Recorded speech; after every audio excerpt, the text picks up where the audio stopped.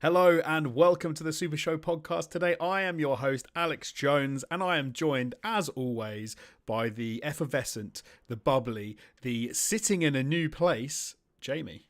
How the I hell know, are you it's doing? crazy, right? It feels a little bit surreal to be tuning in, broadcasting live from a new background. The little box that you can see me in is not the same as it used to be. And I'm finding it just as unusual as regular viewers of this program probably are, I'll be honest, Jonesy. I find it a little unsettling, a little disconcerting. It's Yeah. become a weekly anchor, your little background for me, and it's now changed. I can't imagine how it feels for you living in the background because you don't just have to look at it. Yeah. The funny thing about these little windows that you see us in is that a whole house stretches on beyond them. Um, and in my case, I was in that previous box that people saw me in for the better part of 8 years. So, and I was someone who I don't know about you, Jonesy, as you lose your pillow, but I was someone who moved around quite a lot growing up. So I was talking to my mum. 8 years is the longest I'd ever stayed in one place in my life by quite some margin. I think the previous record was probably about 4 or 5. Um, and, and so it feels unusual. And it turns out that when you are moving and getting things set up, getting a computer with Discord and your webcam and your mic all set up to podcast about video games is not the highest priority on a moving day, which is why I take the blame for us not being live yesterday. But I'm glad we made it happen this week. Yes, but one day is a little price to pay for you getting all set up and raring to go. Welcome to everybody who's watching us live on YouTube. If you are, I'm going to give a shout out to some people right now. I'm talking Magni, Watchful Butterfly, the Funky Penguin, and Classy Cat. Oh my goodness, I can't talk today. Classy Cat. That's bad for a podcast, isn't it, if you can't talk? At least if you're watching the live version on YouTube, you could see me getting those things wrong. But if you're just listening to this, it's got to Yeah. be um, like barbed wire for the ears. Well, actually, do you know what? It's not that bad. What is it there's that thing that people say that there's a certain amount of processing that the brain does during conversation where, little flubs and mistakes and slips and ums and ahs get cut out. Like you don't really ever remember how much anyone ums and ahs because all you're listening for is the meat on the bone. And Jonesy, take this the wrong way if you want to, but you deliver so much meat to ears around the world. Well, thank you very much. I've got more meat for them as well because not only Oh. do you get to listen to Jamie and I today, we're also going to be talking about the new game, The Finals, and the reaction to the beta that's gone live on Steam the last week. We're going to be talking about layoffs at PlayStation Studios, and we're also going to be talking about whether or not 2023 is truly the greatest year for games. Controversial, maybe not controversial. We'll get into it. We'll find out. We'll see what each of us think, and we'll probably argue about it because I don't think we're going to agree. uh, we'll see. We'll see. I'll save my ammunition. We are a video game podcast. If you didn't know that already, we are available on YouTube and X at Super Show Pod. We're also across all major platforms. I'm talking Spotify, iTunes, Google Podcasts, and you can also catch us at paisleyradio.com Thursdays at 10 p.m. and repeated Mondays at 10 p.m. So there are so many ways to check us out. You can also, if you would like to, head over to our Discord and you can chat to us there. You can join that if you sign up to Patreon for as little as $2 a month at patreon.com/supershow. But as always, if you're listening to this after the fact, you can join us on YouTube for the live stream, which usually happens Mondays around 9 p.m. UK time. But if not, hey, yeah, those little platforms, those podcast platforms are the other way to do it. Anyway, that aside, let's get into our first story, Jamie. Let's do it. It's not a very newsful week. I'm going to make that phrase up, but newsful. Once again, it feels like we've had quite a few dry weeks this year, but we've managed to dig out a few little tidbits, a few news stories, and one that piqued our interest this week was the Finals beta that went live up on Steam. It has kind of been a mixed bag for them, not so in how successful it's been. It's been a very successful launch, or not even a launch at this point, but there have been a lot of people playing it, but it has had a little bit of controversy. If you don't know, The Finals is an FPS team shooter from Nexon subsidiary Embark Studios, which sees teams of 3v3 go up against each other in an arena battle.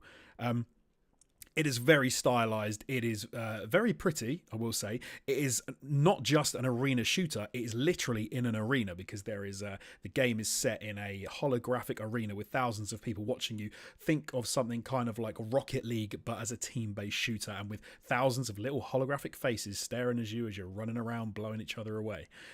You've been following this game more than I have, Jamie. You've been following it for, you were saying, about a year or so now.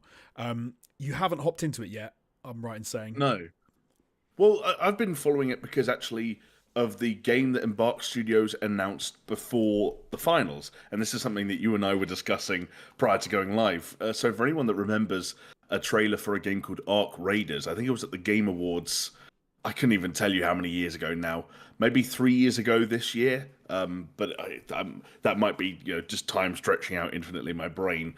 But Ark Raiders was. And stop me if you've heard this one before. It was that game that looked really cool, but then you found out it was an extraction shooter, which I feel like if that's not the trending topic going into 2024, that game, hey, that could almost be one of those tweets that, the hard drive, that Twitter account does, like, hey, that game you thought looked cool is actually an extraction shooter, and you lose all interest. So Ark Raiders was one of those. It was that third-person one where people were kind of zip wiring across big sort of desert and barren landscapes, fighting these giant robots that could have potentially been quite cool. And then the finals popped up and kind of ate its lunch, because the finals popped up, looked cool, and then Embark were like, oh yeah, the finals is coming out before Ark Raiders. You can probably forget Ark Raiders exists for now. But I thought that it was the style of the finals that stood out. As you and I are both in the video trade, professionally speaking, and every time that they dropped a new trailer, there have already been a handful of them, but I was immediately on it. So that's what drew me to it at first. It's an interesting one for me stylistically, because maybe this is unfair, and also maybe it's just impossible to not, look like other first-person shooters, but it seemed to draw. From what I've seen anyway, it seems to draw from a number of the very best shooters out there. So, for example, I would say that there is some sort of look of Fortnite in some sense around sort of flat colors, and how some of the environments almost have a slightly cartoony edge to them. But then the actual the weapons and the players themselves maybe look more Call of Duty, more Warzone. But then it also looks like you throw in some Apex Legends in there as well, with maybe how it all sort of comes together and how it looks a little bit sci-fi, a bit futuristic. You probably can't make a game that doesn't at least look a bit like one of those games, because you're covering quite a lot of ground. But that's the feel I get when I see people play this, is like they have taken maybe the best elements from each of those games and throw in the destructible scenery from Battlefield, and you've pretty much got the finals. So it's interesting you got to Battlefield last and through the destructible scenery element, because when I look at the finals, all I can see is Battlefield for some reason. Okay. Even in some elements of like the movement and the way that the weapons function just screams Battlefield to me. But that might be kind of a what's it called, like when you have a medicine that's not really placebo effect. Because yes. I want to say Embark Studios' origins are rooted back to former DICE employees. At the very least, the head of Embark, or the guy who went off and founded Embark, was a big player at DICE and ultimately a big player at EA. I can't remember what his name is, but it was almost certainly Scandinavian. His name was probably Jens with a soft J. Let's put it that way. And so, yeah, for me, all I see is Battlefield. But I kind of also get what you mean. Like, the FPS melting pot is so broad nowadays that if we've gotten to the point where having flat colors, welcomes Fortnite into the conversation, then we're too far gone. Everything's going to be a mix of everything else for all of eternity. But it's cool. Like, again, I watched the trailer for this beta. And there were moments where it looked like they were trying to basically sell the destruction in some really kind of unique ways, and in ways that almost kind of got into like immersive sim kind of directions, where they really wanted people, or it looked like they wanted people to think outside the box in terms of how they use destruction to their advantage. Like Battlefield as a series, especially if you go back to Bad Company 2, I know you're a big Bad Company guy, Jonesy. I love like it's always... Company. But that was like the game where you had an underbarrel grenade launcher and there was an enemy inside a building, so you put a hole in the wall, right? Hell yeah. Absolutely. Yeah. And that never got old. Like, I think that's still a USP for games, if you could put holes in walls. But the finals is kind of going for a slightly different edge, where if you watch that trailer, there's a moment where you've got to kind of defend this like gold safe that you're kind of holding onto as a team, right? Something like it is what it looked like the objective was. And a team went on the floor beneath them, shot out the ceiling for them, but the floor for the opponent's team, and had a guy waiting there with a flamethrower, so that when they fell through the ceiling, they could just immediately burn them. And I think, assuming it works in practice, encouraging that kind of outside of the box thinking with destruction from a bunch of devs with Battlefield chops, and a nice and fair, like, free to play kind of open endedness. I think this could be really cool. I think you've hit the nail on the head. So when you actually like read what the finals is, like the moment-to-moment gameplay. So we're talking about a game where you're grabbing cash drops, either from locations on the map or by killing other players. You're then taking it to a banking point, banking that cash, and then at the end of the round, the end of the map, whoever has got the most cash wins. It kind of sounds like standard fare. So you're like, okay, this doesn't sound anything amazing, anything that revolutionary. But I think that the real selling point and what people have talked about a lot is the game is the moment to moment combat, which is what people have really got into. There was a good article, a write up in Forbes by Mike Stubbs, where he was talking about how it would just be a standard team-based shooter, but because of that combat, because of, like you said, the way that you're thinking of new things, the way that you're utilizing that destructible scenery, that it just adds chaos, and that just breeds completely new game styles, ways of playing, ways of taking out enemy teams. I think the problem is, and maybe this is just me, for me, every sort of like Battlefield game, COD game, like PUBG, they start off super exciting because you don't know what people are going to do with those maps and with those mechanics, and then over time you sort of see people purify the formula about how to play those games sort of perfectly, and so they kind of become more and more almost like a Formula One, in that over time racing has got to the point where it's kind of boring because everyone is doing it so well. There's no entry for people who can't do it. It's super high level, and you kind of you can play obviously COD against players who aren't as good and stuff, and then you can still have a fun time. But then you get a new game that comes along with the new sort of tactics are required, new techniques are required. I'm actually, saying that like not Splinter Cell, Siege did this, right? Siege had a completely new style of gameplay. Rainbow Six Siege had a completely new style of gameplay, and so it was super exciting because it came out of nowhere, and people were like, "Oh, yeah, this is totally new." And I think that maybe the finals is playing on that. It's playing on that. This is totally new, and we're at the point where people are still trying to figure out how that game is to be played best. And because you're trying to figure that out, it's open season. Yeah. Especially at the moment, it's not even out. It's in beta. So you've got people who are like, oh, how do we play this? How do we perfect this? How do we get really good at this style of, chaotic combat? And super exciting. Yeah. Especially when you kind of are in that sense, like putting the appeal of the game back into the hands of the players for them to find, because it feels like there are a bunch of different kind of like gold rushes or land grabs going on in the FPS scene, or let's just say the shooter scene at any given time, especially when you consider the free-to-play market. And on the one hand, you've got games that are trying to push objective-based gameplay further and further and further, and then the piggybacks that come off of that. Like, we've already joked about extraction shooters, but we did see that where Tarkov came along, and there were other games at the same time as Tarkov, but it built up a big audience, and people looked at it and said, well, what if you made a less hardcore version of that? And there was a moment in time where people thought that extraction shooters, or maybe PvPvE extraction shooters, could be the new battle royale, for example, and kind of like take over the scene for a couple of years. That hasn't really happened, but there are some companies that are always chasing that. What is the thing that's going to be popular in 5 years? Whereas this approach is, let's make something that's familiar, with even mechanics that are familiar, and rely on the players to kind of find the fun inside that. Because, as you mentioned F1, sports are the classic example that when you perfect a formula, it doesn't get old. Like, and I don't know if video games are quite as like susceptible to that way of dealing with the passage of time as sport can be. But it does seem to apply to just about every other form of games or sports other than video games at the moment.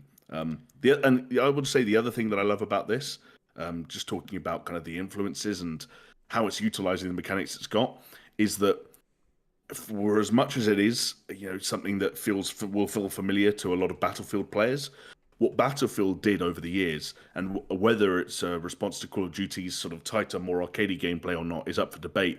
But it got bigger and bigger and bigger, and by the time if you jump into any of the last couple of Battlefield games and play the primary game modes, whether it's Conquest or whatever, you're jumping into massive maps with multiple objectives and games that last a long period of time, and it felt like, whilst destruction was still a factor in the Battlefield series, it couldn't be as big a proponent because matches were very long and objectives need to be held down for long periods of time. There is something about the idea of a 3v3 arena battle, as quick and as snappy as it might be, that's just like, oh yeah, it's a fucking free-for-all. Like, every building on the fucking map could be demolished because the match might be over in 5 minutes and you're straight back into the next one. So seeing those ideas kind of condensed back down into something a bit tighter also, I think, is very interesting. Not 100%. Yeah, no, totally agree. And I didn't think I would jump into the finals. It's funny because, as you were saying, like with Ark, I was thinking that looked amazing. It had a fantastic style. The big robots, everything looked great. I was like, that's a piece of me. I'm really looking forward to that game. I do not want to play this sort of frenetic arena shooter, but actually, when you look at it getting played and you look at the destructibility and you look at how much fun people are having with it and like the verticality of the levels and you put everything together, I'm like, all right, it does look very fun. Maybe I will have to jump in and have a little blast and see how it feels. Yeah. So, and especially it's free to play. It's going to be going to be out there on Steam. So why the hell not, man? Hop in, have a go. Well, we'll see. That, I mean, there's every chance that this gets cancelled the month before it's meant to come out, and 10,000 people get made redundant. You just don't know these days, Jonesy. That's unfortunately very possible. But hey, let's lean into one of the main things that one of the main reasons I wanted to actually talk about this story beyond what we've talked about already, which is that there hasn't just been the upside, which is the 200,000 plus players who've been trying to play this, who've wanted to go onto Steam and play it, with them having to implement queuing systems because the beta's gotten too big, which are all fantastic for the team, and for the game's launch. But there has been some controversy as well because they decided in making the finals that they wouldn't just use human voice actors, that they would also use AI generated voices.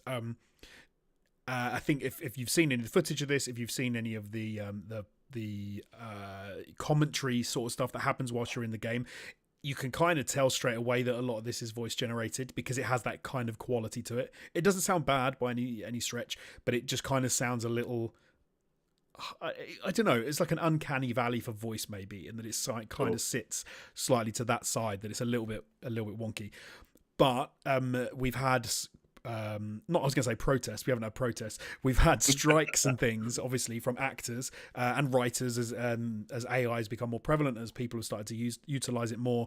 And so people, voice actors specifically and other developers, were pretty annoyed that the developers that Embark decided to use AI voice generation in this.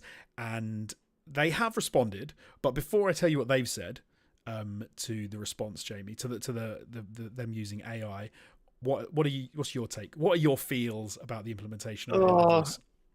Do you know what? I feel like, for as much as it doesn't make for great podcasting, my feels are still developing in a certain sense, because put it this way, I have a really kind of pessimistic and defeatist attitude when it comes to a lot of the ways that AI could even apply to sort of my life and my professional career.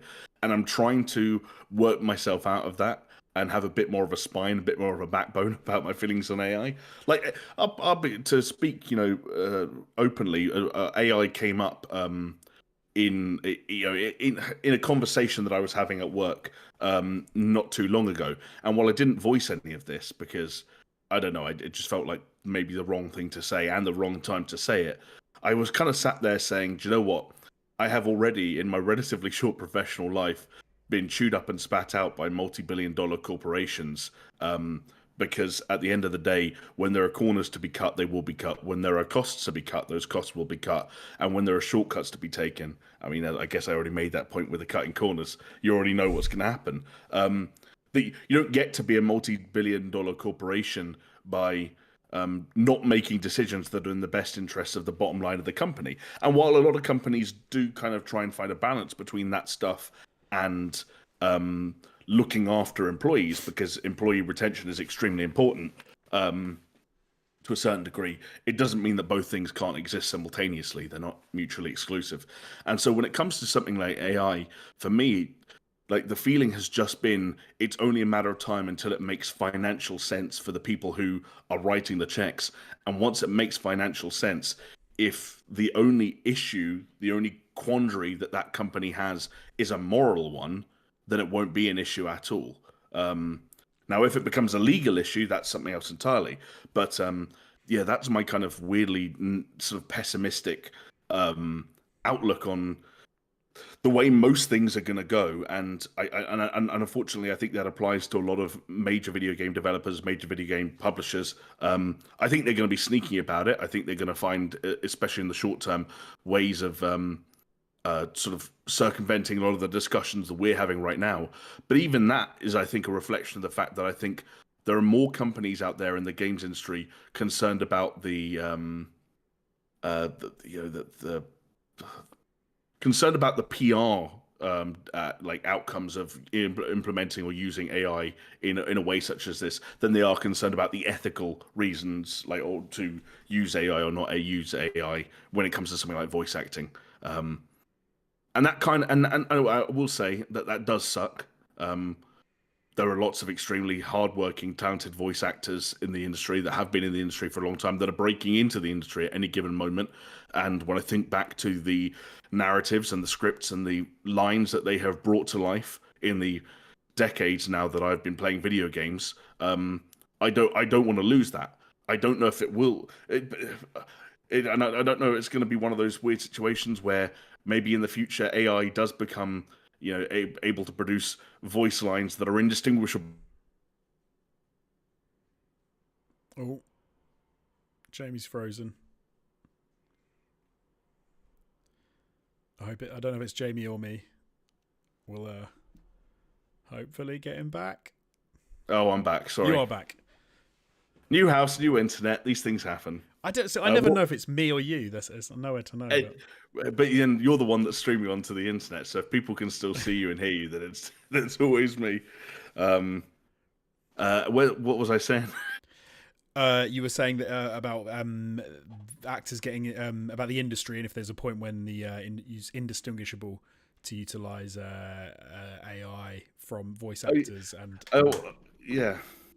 I know what I was going to say is it's almost going to be like a bit like how Quentin Tarantino has this almost fetishistic relationship with film. Film. Well, feet and film, or better yet, feet on film. In the case of his body of work, and other directors too. But we've gotten to the case where the point where there are a lot of editors and color artists and even sometimes directors of photography who are trying to make the case that you can grade digital footage to look indistinguishable from film. Right. But there are still directors that sit there with their arms folded who go like, no, there's a textural quality, there's a je ne sais quoi that only I can sense. And if you could put the two in front of them, Quentin Tarantino would not be able to tell if you put the two in front of him. But if he thinks he can feel it, then it becomes real to him. Same and with I vinyl, do wonder right? It's the same with the vinyl totally. people. Yeah. Totally. And I wonder if we're heading towards that direction when it comes to either real performances or real writing or there's some people even going to probably claim it for real coding. As weird as that sounds, like that's the way they want it to be. They're old school. And maybe I'll end up being that way, but for the time being, I'm sitting on the edge, slightly frightened. Can I be controversial and not fence city at all and say I'm totally on the side of utilizing AI? Like I can see why when it doesn't sound right and it detracts from a game, which I haven't obviously played the finals yet. if I played it and it was noticeably distracting from my experience, then I would say, yeah, like they shouldn't have used AI, they should have used voice actors. Yeah. However, that having been said, if when I play it, it sounds fine, if a little wonky, sometimes because of how, what it's actually doing, then I think it's absolutely fine. Like I'm one of the people who thinks that you can't really stop the march of technology, and it's inevitable that it's going to become indistinguishable from human voice actors, and it's going to be so much better in the long run if you are someone who's playing a video game and you want a game which is adaptive. Think of like open world games with NPCs who can literally have thousands upon thousands of immediately generated responses to you, and you never hear the same line again. You never hear the same, oh, they shot Alex in the Division, because actually they can say they shot Phil, they shot Frank, they shot Mike. Like they can shoot 1,000 different people because it's just done on the fly. Like I think it is inevitable. And if it's inevitable, it has to start somewhere. And whilst, hey, I've worked as a voice actor. Like I've been paid to speak into a microphone.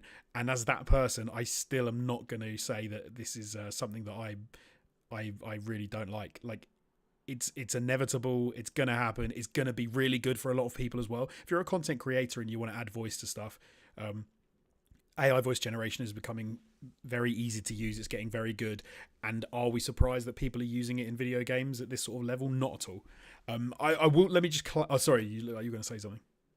I've got questions, but you should finish your point first. Oh, I was actually going to move on to just clarify what Embark have actually said themselves. Just get a little more into that. So no, go for it. Question away. Well, the first question I have, and I think I can guess your answer just based on sort of your perspective in general. But will any of your feelings change when the day comes that you're called into an office and you and I both know what you do for a living, and your manager says, yeah, the AI that could theoretically do your job has gotten to the point where it does it well enough that we don't need you anymore, and you at that point are not just unemployed but perhaps even unemployable? Do any of your feelings on this change? No, because in the same way that what did stable hands do when they stopped using horses to pull? For thousands of years we used horses for transport, and then 150 years ago we sacked all that off and had cars and buses and vans. Like, what did all the stable hands do? What did the grooms do? But cars and buses and vans needed to get built, it needed to get designed and engineered and manufactured. Yeah. So the AI, if you, like, obviously in what I do, if the answer there is someone then needs to make the AI systems, to make the to do all of that development, to work from machine learning. Like there's always going to be jobs. Or do you mean when a time when those jobs don't even exist?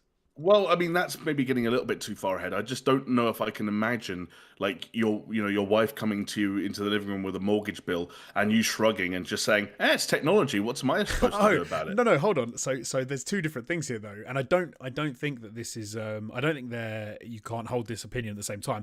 My general thought for the whole of technology is that it's going this way. I don't really have anything against people using it. If I lost my job specifically to an AI, I would still be annoyed, upset, and blah, blah, blah, and all those things. But that's not to suggest that I wouldn't. But at the same time, in this instance, I haven't lost my... It's the same kind of thing as when you talk about the cashiers at a supermarket. When I was a kid, there was like tens of cashiers at supermarkets. Now there's like 2, and they're all automatic scan yourself things. Yeah. If you said to me, I used to be a cashier at a shop when I was younger. If you said to me, had I lost my specific job to a till that did it itself, would I have been annoyed? Yes. Am I annoyed that the system has gone like that in general? Like, no. I think it's par for the course. I think it's going to happen, and I'm not mad about it. As a video game, as someone who plays video games as well, like, I can imagine the kinds of games we'll see in the future because of this technology. Like, anyone who's had a game where you're not called the most standard, like, you're not called John Smith and you go and play FIFA or something like that, and it's like, oh, Smith's got the ball. Imagine that your name is a little bit more a little bit rarer than Smith. Now you can suddenly have, my name is Joe Rohan, and then they're going to be like, oh, Joe Rohan, what a wonderful pass. Like, everyone's going to love it. But then I would caution that, because it's to say, I think some elements of video game development and some video game development pipelines will be either improved or made more efficient, or there'll be essentially a broader range of resources available to them, even if it is all through the funnel of AI, to make the stuff that you just outlined possible. But I would caution like putting that under the blanket, and I'm not suggesting you were necessarily doing that, but just anyone who's maybe thinking this way of video games sort of unanimously getting better or bigger as a result of that technology being leveraged. I sometimes think of it. Did you ever have that thing, either growing up or now or recently or whatever it was, where you think back to when you were, you broke out and you got your first job and you were on 16 grand or 18 grand a year, and you somehow paid your rent and paid all your bills and fed yourself and clothed yourself and washed yourself, and now you're sitting there going, I'm on X as many. I'm on this much more than that. I have that much more in my life year on year, and it still all goes away. And like, you could give me 10 grand more next year, and by the end of next year, I'll find a way to spend it all, and my life will change, but it might not get noticeably better in some areas. And I still think video games are going to be the same. Like you just talked about, like the Joe Rohan example. Yes, like if EA managed to get like an AI generated Martin Tyler, so he could say every single name in the world when you play EAFC, that would be great. But there are still going to be the same fundamental problems that people think plague that series or that game now. Because it goes back to, and maybe this is me being too, I don't know, cynical, but I think it still goes back to what I was saying before, which is that there will never not be corners to cut when it comes to how much people are paying for something, how much time people are allowing for something to happen, how many resources people are allowing. It's something that the games industry is always butting up against, and that's not going to change when people are out of the equation. Some games will get worse, like with AI. Yeah. Some AI will make some games and some studios worse, because what they will do is they will attempt to cut corners by utilizing AI, and it won't be good AI, it will be bad AI, and it will be AI which. So let me clarify my position, because maybe I didn't make clear. So in a game like The Finals, their utilization of AI voice generation is kind of like a game show host kind of talking to another game show host and talking about specific scenarios. They say themselves that it's like effectively text to speech that they're using to comment on specific things that are happening in game. So you end up with something like wow, Team Blue made a great play there. That's the kind of level you're getting. If, for example, Naughty Dog announced that they were making another Uncharted game, and they said, oh, we're going to use AI voice generation for the whole thing. Nathan Drake is now going to be done is in voice, or you're going to get yourself another Last of Us, right? And they're going to use AI voice generation. It would be horrendous. Like, it would make the whole thing so much worse, because it's just not there. And I think it's going to be a long time before it can do the nuance of two characters talking to one another to the same level. Do you think, and maybe this is me being slightly short-sighted in the capabilities of AI going forward, but do you think it will ever be all the way there when it comes to things that are in the realm of performance? Because do you not think there's always going to be an element or something that a human can tap into in a way that AI kind of never can? And no matter how many examples or references you feed an AI to, like, this is what someone sounds like when they're sad, this is what someone sounds like when they're crying because they've lost a relative, there'll always be a human. Do you think there is a human layer that can never be replicated that might save performing arts from AI? I'm gonna say something which is gonna kind of maybe a sour take, which is, I agree with you. Like, I think there is an element of the human expression which AI will not be very good at doing, even in, say, like 10 years time, when it's amazing and it can do loads more.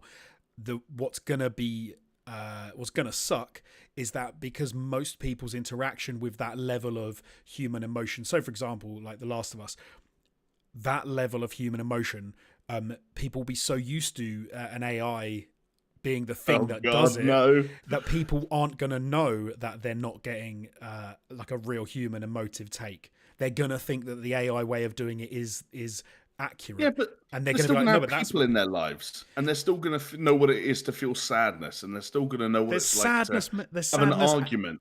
There's sadness, and there's like half of your village being eaten by zombies, and your wife is infected, and you had to and she sacrificed herself, and you know what I mean. There's levels that, unfortunately, a lot of people in the world will know, but most won't. and I think most people that play video games won't.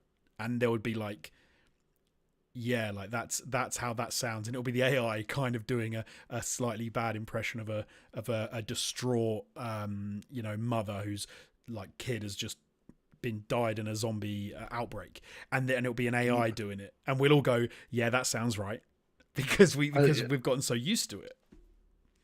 I mean, you and I are hopefully old enough now that we'll be exempt from that, because I can tell you, even just the idea of that happening just doesn't really compute with me at the moment. And there are certain elements of performance that just feel too intrinsically human for them to ever be replaced. Like, again, this is, someone might throw this back in my face and say, you play video games and you play narrative-driven video games, and which means you have been moved to tears by computer-generated imagery. And you're 100% right, have been moved to tears by, from a visual perspective, entirely computer-generated imagery. But I still think that there is like especially as like when it's weird. Put it this way, it's weird that advancements in AI are backing or almost going back to back in video game terms with massive advancements in performance capture and the availability and the usage of performance capture.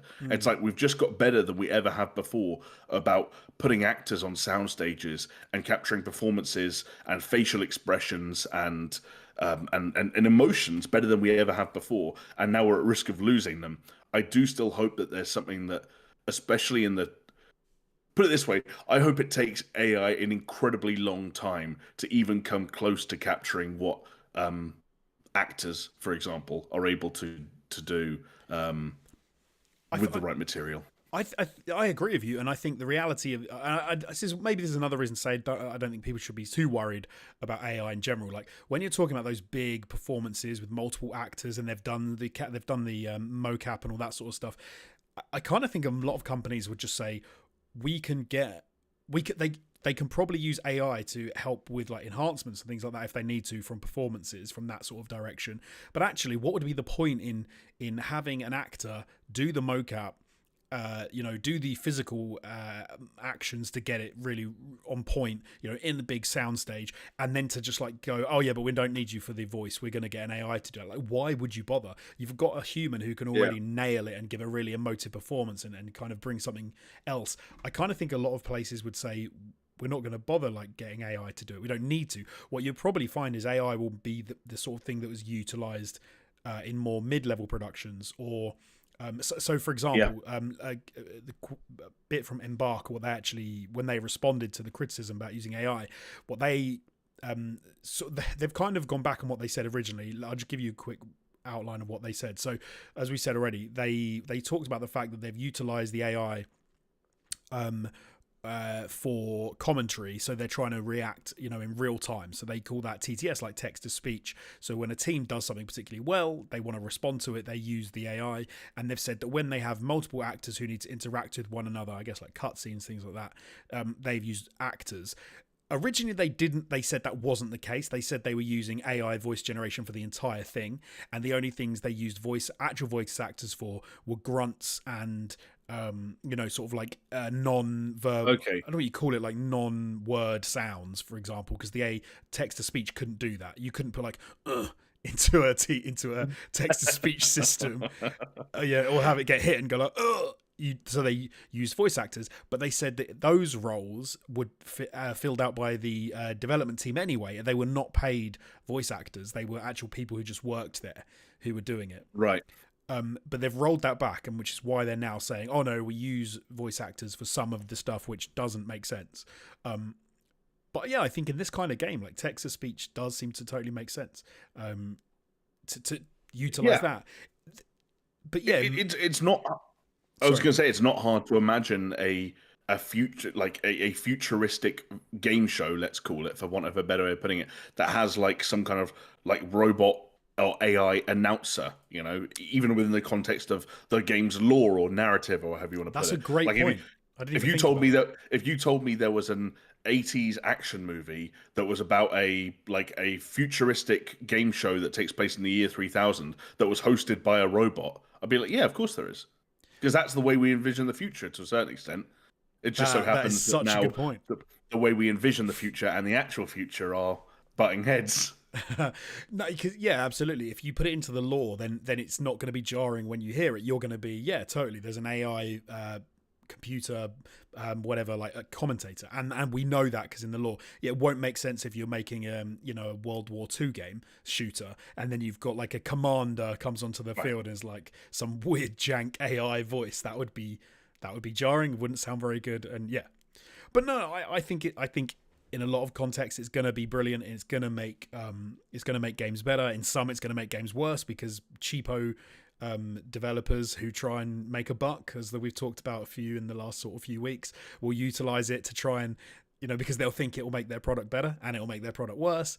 And we're going to see all of those in the years to come until it gets so good that we can't even tell the difference, and then we'll all cry because AI is going to take over everything anyway. So there we go. Well, when we get to that point, we won't be podcasting. We'll have been replaced by AI, and it will be an AI version of the SuperShow, and who will give a shit at that point? I know some people that will give a shit, Jamie. What if you got replaced by AI? If both of us got replaced by AI, it's our Patreons. Oh, see, I don't know if because they'd all of a sudden start saving money. I think they'd actually quite like it. But maybe they'd be annoyed because they think it's actually us, and they find out that it's an AI, and they're still paying, into Patreon, and then they find out it's just a couple of computers just sitting there twiddling. I mean, though, for anyone worried, that's not going to happen to us, but that will start happening. We are within like a single-digit number of years away from there being a giant controversy around a famous content creator with millions of followers who people find out isn't real. SS Sniper. I mean, it's probably already. Oh no, she's unfortunately too real, Jonesy. The nice thing about AI is it can't come to your house and talk to your address. That's yet. One day it will, and it won't even be outside. God. It will come straight in the plug socket, and it will be in your house. But no, I wanted to give a shout out to the Patreons. We talked about that a lot longer than I thought we were going to. That's good because I was worried this week that we're going to struggle for content. But we ended up speaking about AI for that length of time. But no, I do want to say thank you to some Patreons. But first of all, actually, I'm going to give a shout out to some people in chat because some other people have joined us. And one in particular, Matt Canadian Legend, said it's the first time catching the pod live. So Matt, hello. Thank you for joining us. I'm going to give a shout out to Pastors Guild as well, and to Joel and Isaac Vort. Thank you. And Bill Caesar as well. Thank you all for joining us in chat as we are doing this. Because this is how we can prove that we're not AI and that we are live, is the fact that I've, in real time... Oh, no, wait. They can do that now. Okay, whatever. Yeah, we've got no way of proving it, Jonesy. Do you know how you could prove it? You have to get your junk out right now on camera. AI can do that.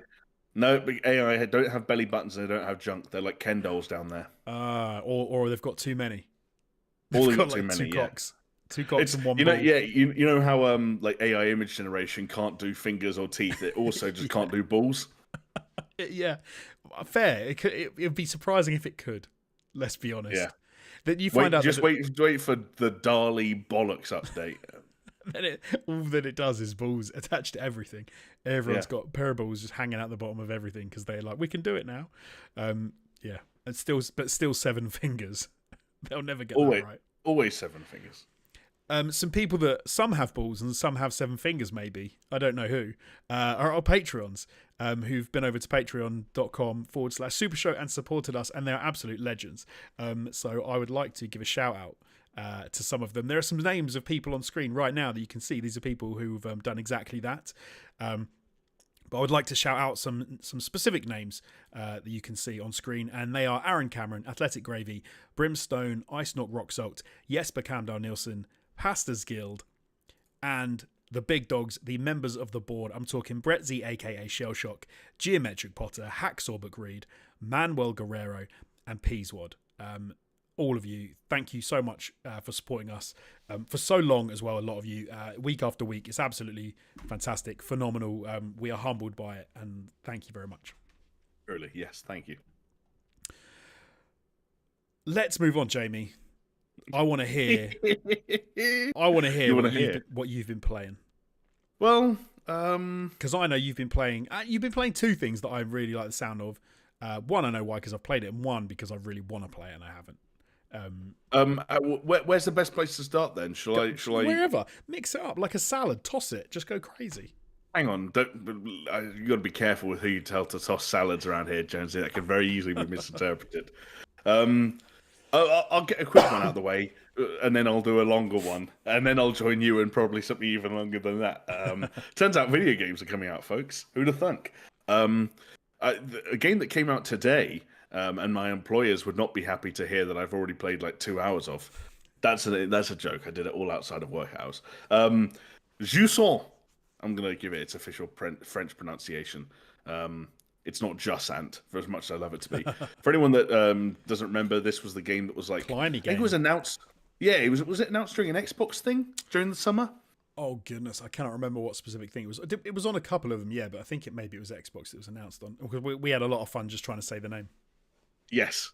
And Xbox would make sense because it's on Game Pass day one. And yes, as you said, Josie, it's the climate game. And I've already got past where I got to in the demo that they put out a handful of months ago, which has meant that I've seen kind of the next mechanic or two kind of reveal themselves. And I'm really intrigued to see how they continue to build out their I don't know how you call it, like climbing as game design. It's almost like elements of Death Stranding, where traversal and climbing and getting around or over or up things is kind of the whole point of the game. But when you focus on it, enough, it actually becomes weirdly engaging. And their climbing feels really smooth. I think I talked about it when I played the demo, but it's got that left hand, right hand mapped to the left trigger and right trigger kind of set up. Yep. And you can put these kind of like almost like put manual checkpoints. You put these kind of like Piton. Say that again. Piton. Piton. I don't even remember if that's what they call them, but I just like the word so much. I'm going to say it. A piton in the rock, and that doesn't just create like a manual checkpoint for you if you fall. It also gives you your leverage to kind of like drop your body weight so you can swing round and go for things that are really far away. Just a bunch of really neat, well executed, and nice feeling climbing maneuvers, all wrapped up in a surprisingly pretty flat but it's still very colourful game that I think is running in Unreal Engine 5. So everything kind of has this really nice, sharp, well-lit look to it. It's on Game Pass. I recommend it. Nice. I also will join the rest of the internet in recommending Alan Wake 2, Jonesy, which I want to play so badly. Playing this past week. You should. Turns out, I don't know if anyone else online has told you this, Jonesy, but you should probably play Alan Wake 2. My problem is I still haven't finished Alan Wake 1, and I'm like, I know. Well, maybe I don't need to finish Alan Wake 1 to play Alan Wake 2, but I feel like I should. I feel like it's a weird place to jump into to that saga if I hop in. Saga, I see what you did there. The protagonist, one of the protagonist names, first name is Saga. Do you know what? I don't know if I'm going to catch the flack for this. If Martin Ruffle ends up watching or listening to this podcast later down the line, he might tell me. Oh, there we go. He might tell me off for saying this. But I don't think you should. I don't think anyone should let not having played Alan Wake 1 stand in the way of them playing Alan Wake 2, because Alan Wake 2 is a very different game. And I think Alan Wake 2 is going to appeal to a lot more people, especially even with the remaster, going back to Alan Wake 1. It's something I did like a handful of months ago, and I don't know if it was just because it was my second time through and I kind of was expecting some of the story beats or reveals or whatever the case may be, but I didn't have an amazing time with it. And Alan Wake 2 is such a different beast that leans a little bit on Alan Wake 1, but nothing that you couldn't learn very quickly through a YouTube video or Wikipedia page. Right. Yeah, and it's just one of those things. If you think that you're going to be stuck on Alan Wake 1, not stuck in terms of not being able to get past a certain point, but stuck in terms of you've got a mental block there, I don't think it's worth it. I think you should just jump in. Okay, interesting. That's my gut feeling so far. But I mean, yeah, there's little I can say about Alan Wake 2 that the rest of the internet hasn't already said in one overwhelming chorus across social media in the past week. And not least of all because I'm only actually about 5 hours in, because I haven't been able to play a huge amount of it thus far. But I mean, it is a real kind of tour de force. It is Remedy firing on all cylinders, and I think that anyone that's been following the trajectory that they've been on I include myself in that despite having not even played Quantum Break, for example. It's almost like you can see what they've been working towards the whole time. And I think with Right. Control, they really nailed this nice middle ground between something that functionally and at its core was an incredibly tight and enjoyable game experience, but that was pulling at the threads of something much bigger and much broader. And you couldn't always get as close to that side of Control as you wanted to. Like sometimes it felt like the most exciting parts of Control were being dangled in front of you rather than things you Yeah. could actually reach out and grab. If exciting things or if intrigue is being dangled in front of you in Control, then it's being smushed in your face in Alan Wake 2.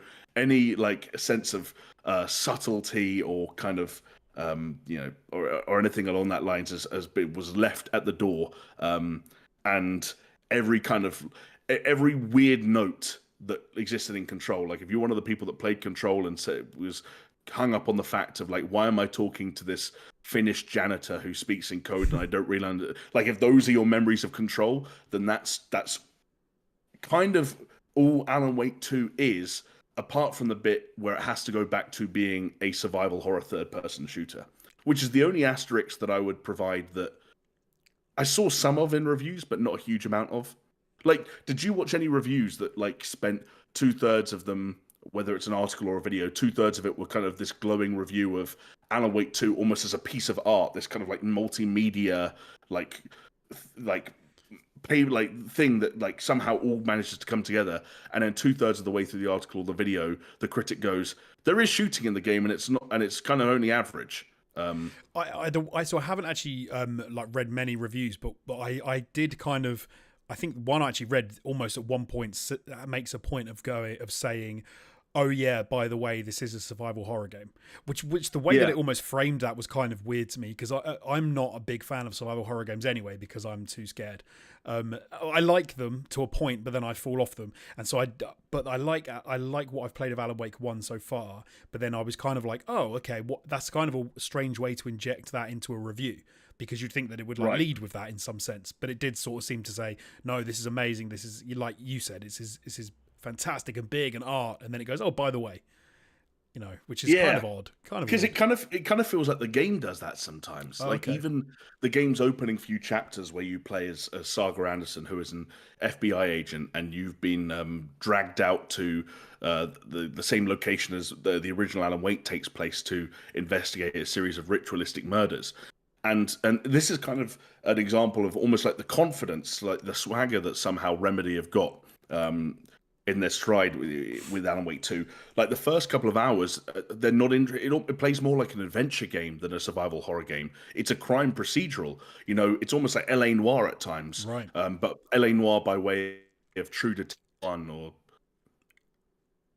Oh, sorry, you froze for a second there. I wanted to make sure I hadn't lost it. Oh, no, you're by way of True Detective Season 1 or 7, and there's even a bit of Blair Witch in there. Like, you're examining a dead body and you're taking you're taking these clues that you get in the form of, like, little Polaroids. And you go to your mind place and you're assembling all these clues and all these different leads to try and figure out the overarching story beats that are taking place. And it's almost like that Always Sunny in Philadelphia joke where it's drawing bits of red string across this big board, and as you fill out your investigation, like it's confident enough to just do that for the first couple of hours, and then more traditional third-person action adventure elements start creeping in, but by way of like a Resident Evil. Like when you press triangle on the PlayStation 5, you have a little inventory that pops up in the top right, and it's every item takes up a box, and so you will end up with a situation of like, do I want the handgun ammo or do I want the healing item? It's very Resident Evil in that sense. Right. Even the shooting mechanics feel more akin to the recent Resident Evil remakes than anything that's in the first Alan Wake. So it's clear to see where they've taken their inspiration from. But it's just really quite bold. You don't see... There are a lot of extremely... Put it this way. When we were talking on the podcast last week about Spider-Man 2, I joked that when you go into a game like Spider-Man, whether it's because of the series' history or Insomniac's history or even PlayStation Studios' history, you're not going into Spider-Man 2 wondering how good it's going to... Like, wondering if it's good. You're going into Spider-Man 2 wondering by how much it's going to exceed your expectations, or like how much better than just good is it going to be. And with Remedy, and I don't want to like throw any shade, but that actually the simpler initial question does still remain sometimes. There are going to be people going into Alan Wake 2 who are like, okay, is this good? Like, have they pulled this off? Or were they right to go back to this, franchise that landed at around an 80 on Metacritic and is remembered fondly by some and less so by others? And the fact that they exceeded those expectations so dramatically, I think is a testament to really how much that they've come on in the years since that original game, and also how much clearly between, the relationship with Epic that they've got on the publishing side, which I don't know how much freedom they were given as a result of that, but I have to imagine it helped, and the confidence that they've got by the fact that like Control was such a singular piece, and yet it was so well received and sold so well that they've just almost enabled themselves to go off and do things that like are like really strong and really startling and really bold and incredibly tense and incredibly scary, and also just mess with meta layers and meta narratives in a way that, when something is so confusing but simultaneously so good that at some point you have that conversation with yourself where you say, I can't sit down and dissect this bit by bit, I just have to enjoy it, I just have to accept that this is happening. Yes, I think I know exactly what you mean. Kind of how Like, I felt about Donnie Darko. Sure, yeah, Donnie Darko is not, and you can watch a half an hour YouTube video afterwards if you want, and you might understand it more, No, but you probably won't did understand that. it all. Still don't understand it. But it still doesn't matter. Like, Still great. Yeah. Like there's this thread in Alan Wake 2. It's not even a thread. It's hard to describe anything that happens in Alan Wake 2 story as with any real cohesiveness. But Saga Anderson, who we discussed, who is one of the two playable characters, her partner in the FBI, who's helping her investigate the case of these ritualistic killings at the start of the game, is called Alex Casey. And Alex Casey hates his name because is the name of a fictional detective written by Alan Wake. Right. So Alan Wake wrote as a series of detective novels. The detective in those novels is called Alex Casey. So Alex Casey hates his name because he gets teased for it because he's also a detective. Do you know what that makes me think of? The Simpsons episode where there's Homer Simpson has a detective named after him. Oh, yeah. Who's really cool, and then he ends up being a complete moron, and Homer hates it. Anyway, it's kind of like that. We digress. Okay, there's a later sequence, and I'm not spoiling anything because this has been like heavily shown in preview materials and trailers. There's a sequence where Alan Wake, the writer, goes on a talk show. Have you seen some of those bits? Yes, yeah. And he doesn't know why he's going on a talk show. He doesn't know he's never heard of the talk show. He doesn't know why he's there, how he ended up there, or what he's doing there. And he learns during this talk show that he's there to promote a book that he doesn't remember writing. And that book is about the story of the video game Alan Wake 2 that you were playing. So Alan Wake in the video game Alan Wake 2 has written a book, or had, without remembering it, about himself, a writer, stuck in the dark place and creating a detective story, the thing that you have just spent the first 3 hours playing, to help himself get out of the book. But because the book exists in that reality, in this kind of layer of the meta, so does Alex Casey. Now, Alex Casey, in the version that I was just describing, is this weird mix where they use the facial capture of Sam Lake, who is the creative director at Remedy and wrote the game in real life. Yep. Wrote the game, and also is voiced by James McCaffrey, who is the voice of Max Payne, which, if you remember, was the exact same combination in the original Max Payne, where they used Sam Lake's scrunched up face and James McCaffrey's voice. Yep. So that's the other thing. Alex Casey is basically Max Payne. And then at this point, the real Sam Lake, addressed as and called Sam Lake, comes out and sits next to Alan Wake on the talk show. But he is there because he is the face of Alex Casey in a fictional film adaptation of the books that Alan Wake has written about Alex Casey. And there's a bit where the talk show hosts ask Alan Wake what they think of Sam Lake. Ask Alan Wake what he thinks of Sam Lake in terms of, like, does he look like what he imagined Alex Casey looking like when he was writing it? Which is a reverse of the actual game itself, because in reality, Sam Lake, the writer of Alan Wake, is sat there opposite the person who is the face of Alan Wake, but not the voice of Alan Wake, because Alan Wake is also, in real life, two different people, one face and body and one voice. Um, and that's not even getting into like this idea of it all seems to revolve around this idea of like if the dark place, and this is going back to Alan Wake 1, so it's not Alan Wake 2 spoilers, but if the dark place is a theoretical um space that harnesses the ability or the power of artists and uses the things they create to bring them into existence, then how far back does that go? If something was brought into existence to bring something else to existence, it's like the artist painting a picture of the artist painting a picture of the artist Right. painting a picture. Like when you hold a mirror up and there's a mirror behind you, Yeah. and the reflections are going on. It's like, where does it's How playing. do you know if you're the real person or whether you're a reflection of the person? Right, like so Ugh. when Saga Anderson, and this is inside the first hour of the game, picks up a page of a manuscript and realizes that someone somewhere, I wonder who, is writing the story that is happening to them right now. Is Saga Anderson, and I'm asking myself these are rhetorical questions, I don't know the answers, but like, are Saga Anderson and Alex Casey real, or are they manifestations of something that Alan Wake wrote to write himself out of a place? But then, if that's the case, why does he exist himself within that place as a writer who has also written a book about the same thing? But then And it's we like, know that they're all imaginations of Sam Lake as well. In the real world, yeah. But it's like weird. if you write a book that contains a writer writing a book, then that writer is also writing a book is also, and so you Yep. create these infinite regressions that create meta layers on top of each other that they then blend with real life facial captures and performances and references to previous Remedy games and all these layers. And it is, and that's for anyone who's like read tweets or whatever or articles talking about how like bold or unique or different Alan Wake 2 is, like it's that kind of like meta narrative subject taking place within a game that Digital Foundry have just declared the best looking game of 2023. Is Like, and that marriage of AAA game design and like extreme like high budget AAA game like production values and something that's willing to be so bold and avant-garde and abstract and Lynchian in so many other ways, you just don't very often see.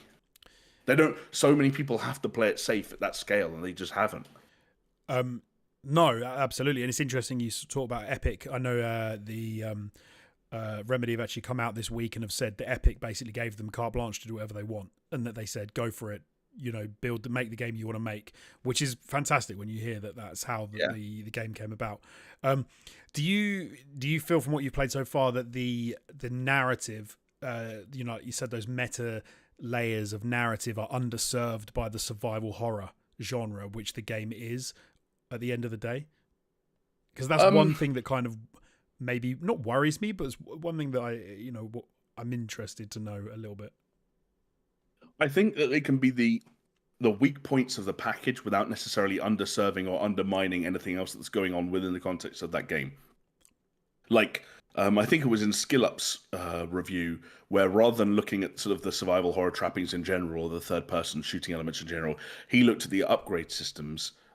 There's one, for example, where you collect manuscript scraps and you can use them to like have like an extra more rounds in your pistol magazine or increased chance to stagger an enemy. And he was looking at that stuff and saying, this doesn't even need to be in here. Like, why is this in here? Yeah. Like, it just seems so antithetical to everything else that's going on. But then he himself pointed out, and I would agree with this standpoint, is like when you're looking at something like that and saying this isn't even a criticism, it's just something they probably didn't even need to do because it doesn't add anything, you're not really complaining, you're just like almost nitpicking at that point. Right. It's like looking at the world's most handsome man and saying, yeah, but he didn't need to wear those glasses. It's like still the world's most handsome man, you just don't like the glasses. He didn't think he needed to put on those sunglasses. Right. So yeah, it's an incredibly tough game to talk about, as I've just illustrated by doing so incredibly poorly, and I apologize there that I ended up just rambling about. No, you've done it very well. It sounds yeah, it sounds like it's a hell of a game, and also one that needs to be experienced. Maybe I think that people are going to be I think some people at least are going to be talking about Alan Wake 2 for a very long time, and I think maybe I'm just overstating it here, but I think in some corners of the internet, especially some corners on Twitter where everyone loves to be hip and cool and down with the kids, it's going to be used as kind of like a frame of reference for where I was going to say where the genre goes in the future, but maybe even where certain sort of like narratively inclined video games go in the future. Right. Especially again from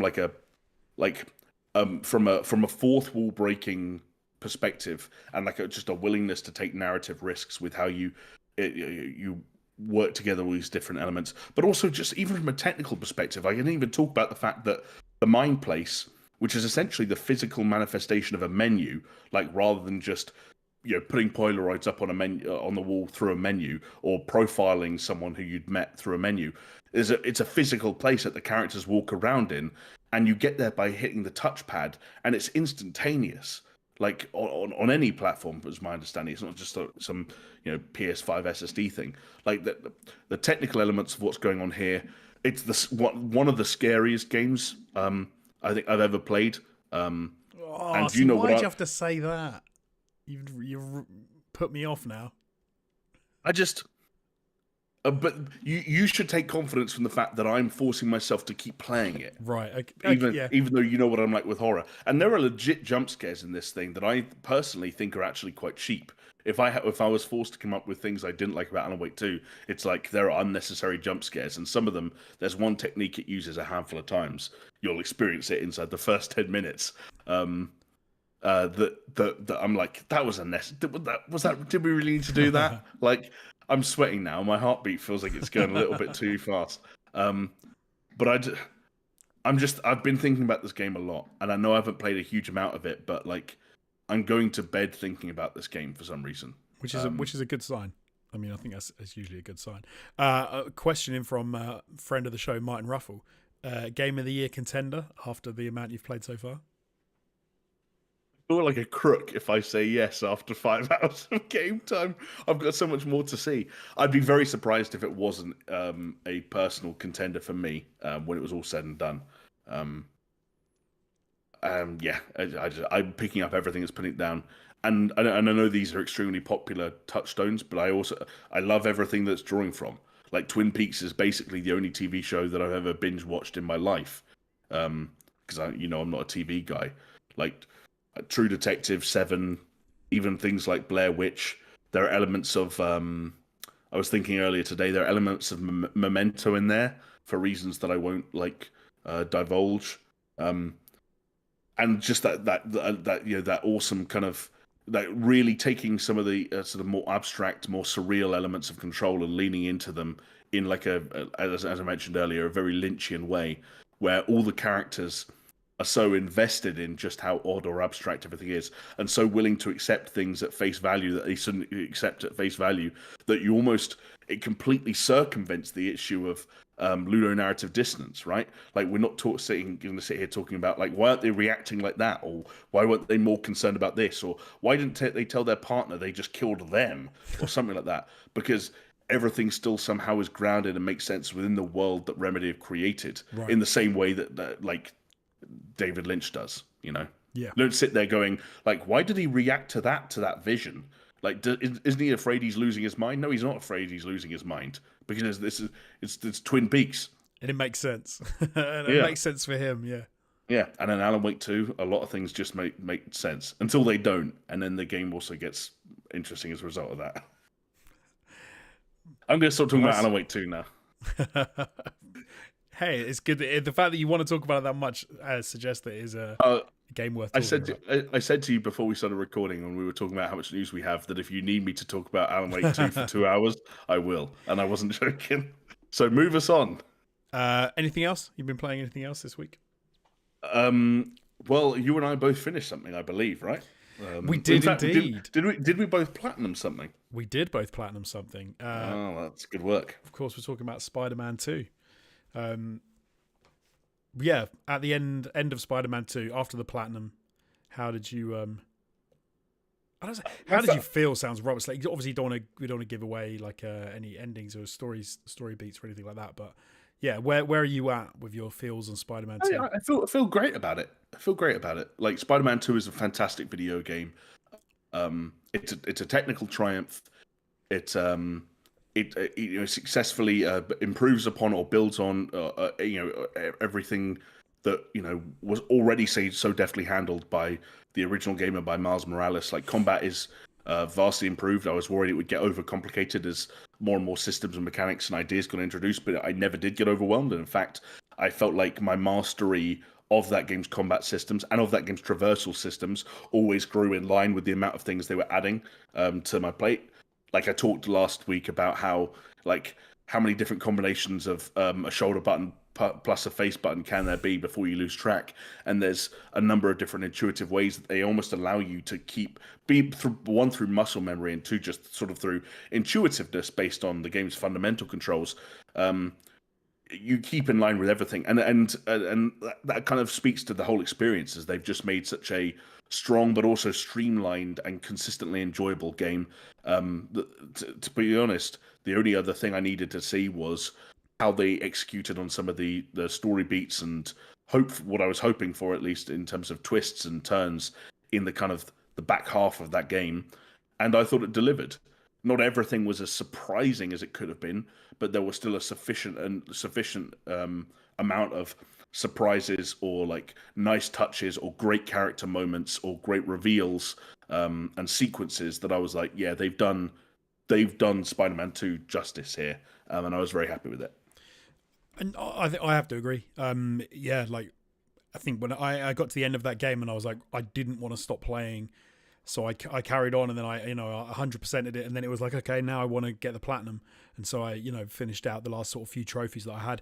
I think if there was one criticism I would maybe have of it, just literally for like nitpicking and just trying to find criticisms, I did toward the end start to feel that whilst I would agree with you about the the utilization of the shoulder buttons and the face buttons, made in combinations and stuff and fights were great, were fine. I did start to feel that the combat was repetitive toward the end, but I think that's just the fact that you've just sunk 30 hours into a game, and it's there's a lot of combat, and you get to just do a lot of combat. Like, it's still fun, it's still enjoyable. The amount of there's like enough stealth missions and things, and there's different ways to tackle things, and they still keep introducing new ways of addressing combat even toward the back end of that game. So I can't. Yeah, it's probably a bit of an unfair criticism, but I suppose by the time I roll credits, not even roll credits on the story, but roll credits on the whole thing on the platinum, I was like, maybe some of those side quests, some of those crimes and things, by the time you've literally done that much of it, I was a bit like, maybe it's a hair repetitive.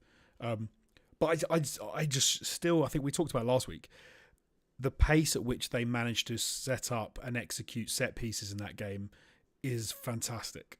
Like, yeah, I think you said it as well. It's like, it's not just through the main story. It's like throughout, like side quests, other little villains who pop in, like random things. There's a whole little side quest section that seems to then have a set piece attached to it, and you're just like, oh, okay, this is another level of game design and execution. This is like a reward for absolutely everything. Yeah, totally. Yeah, fantastic. Absolutely loved it. It looks phenomenal. It plays so well. Enjoyed it through and through. Yeah, all the way to the end. Cannot wait for DLC. Yeah, and that's the other thing that's really cool None about has been it. announced, but can't wait. I mean,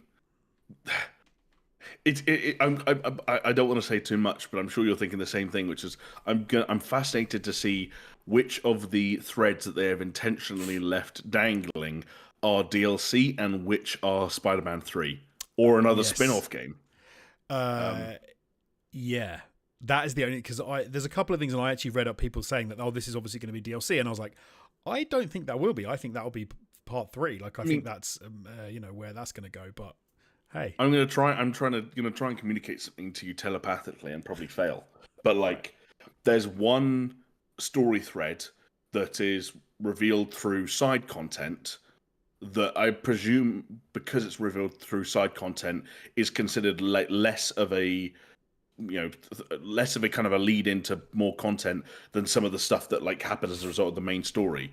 When I found out who someone was, I was like, I want that now. Yeah, I know. I think I know exactly what you mean, and that's specifically the one I'm talking about. Whereby I was like, is that going to be DLC or is that going to be? And then the people were saying, oh, it's going to be DLC, and I was like, I think that's going to be a thread in the third installment. I don't think it'll be DLC, but remains to be seen. But no, yeah, very good game. Not going to bore you with Spider-Man. Talked about it a lot for the last 2 weeks already. Yeah, well, I do have one question though, and if you want to delay this question till later on in the podcast, I would understand why. Okay. But like, I was kind of looking to this. Basically, you and I have had a discussion on and off throughout the year about like the quality of the games that have come out and whether or not they've been for us. And I remember looking to Spider-Man 2 and kind of thinking that was maybe not a shoe-in for your game of the year, but like it was in the running, and I wasn't 100% sure what it was going to be if it wasn't that. Has it reached that kind of that level? For me, easily. Oh, okay, there you go. Cool. It's almost it's a kind of annoying because in some respects it's.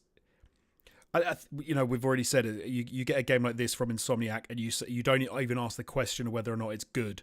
You just ask the question how good or how much better, how sort of far did it go beyond your expectations.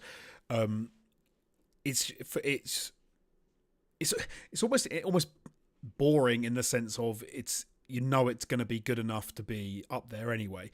And I do take on board what some people have said, which is that it doesn't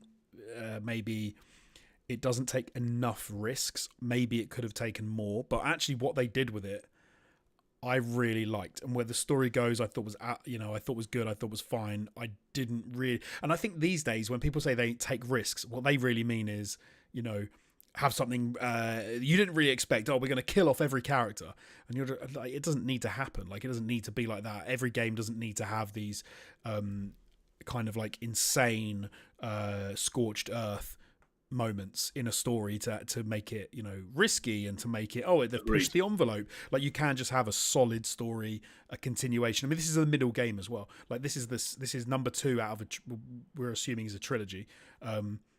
So not taking Miles Morales into that either. Yeah, and I think. Yeah, sorry, go for it.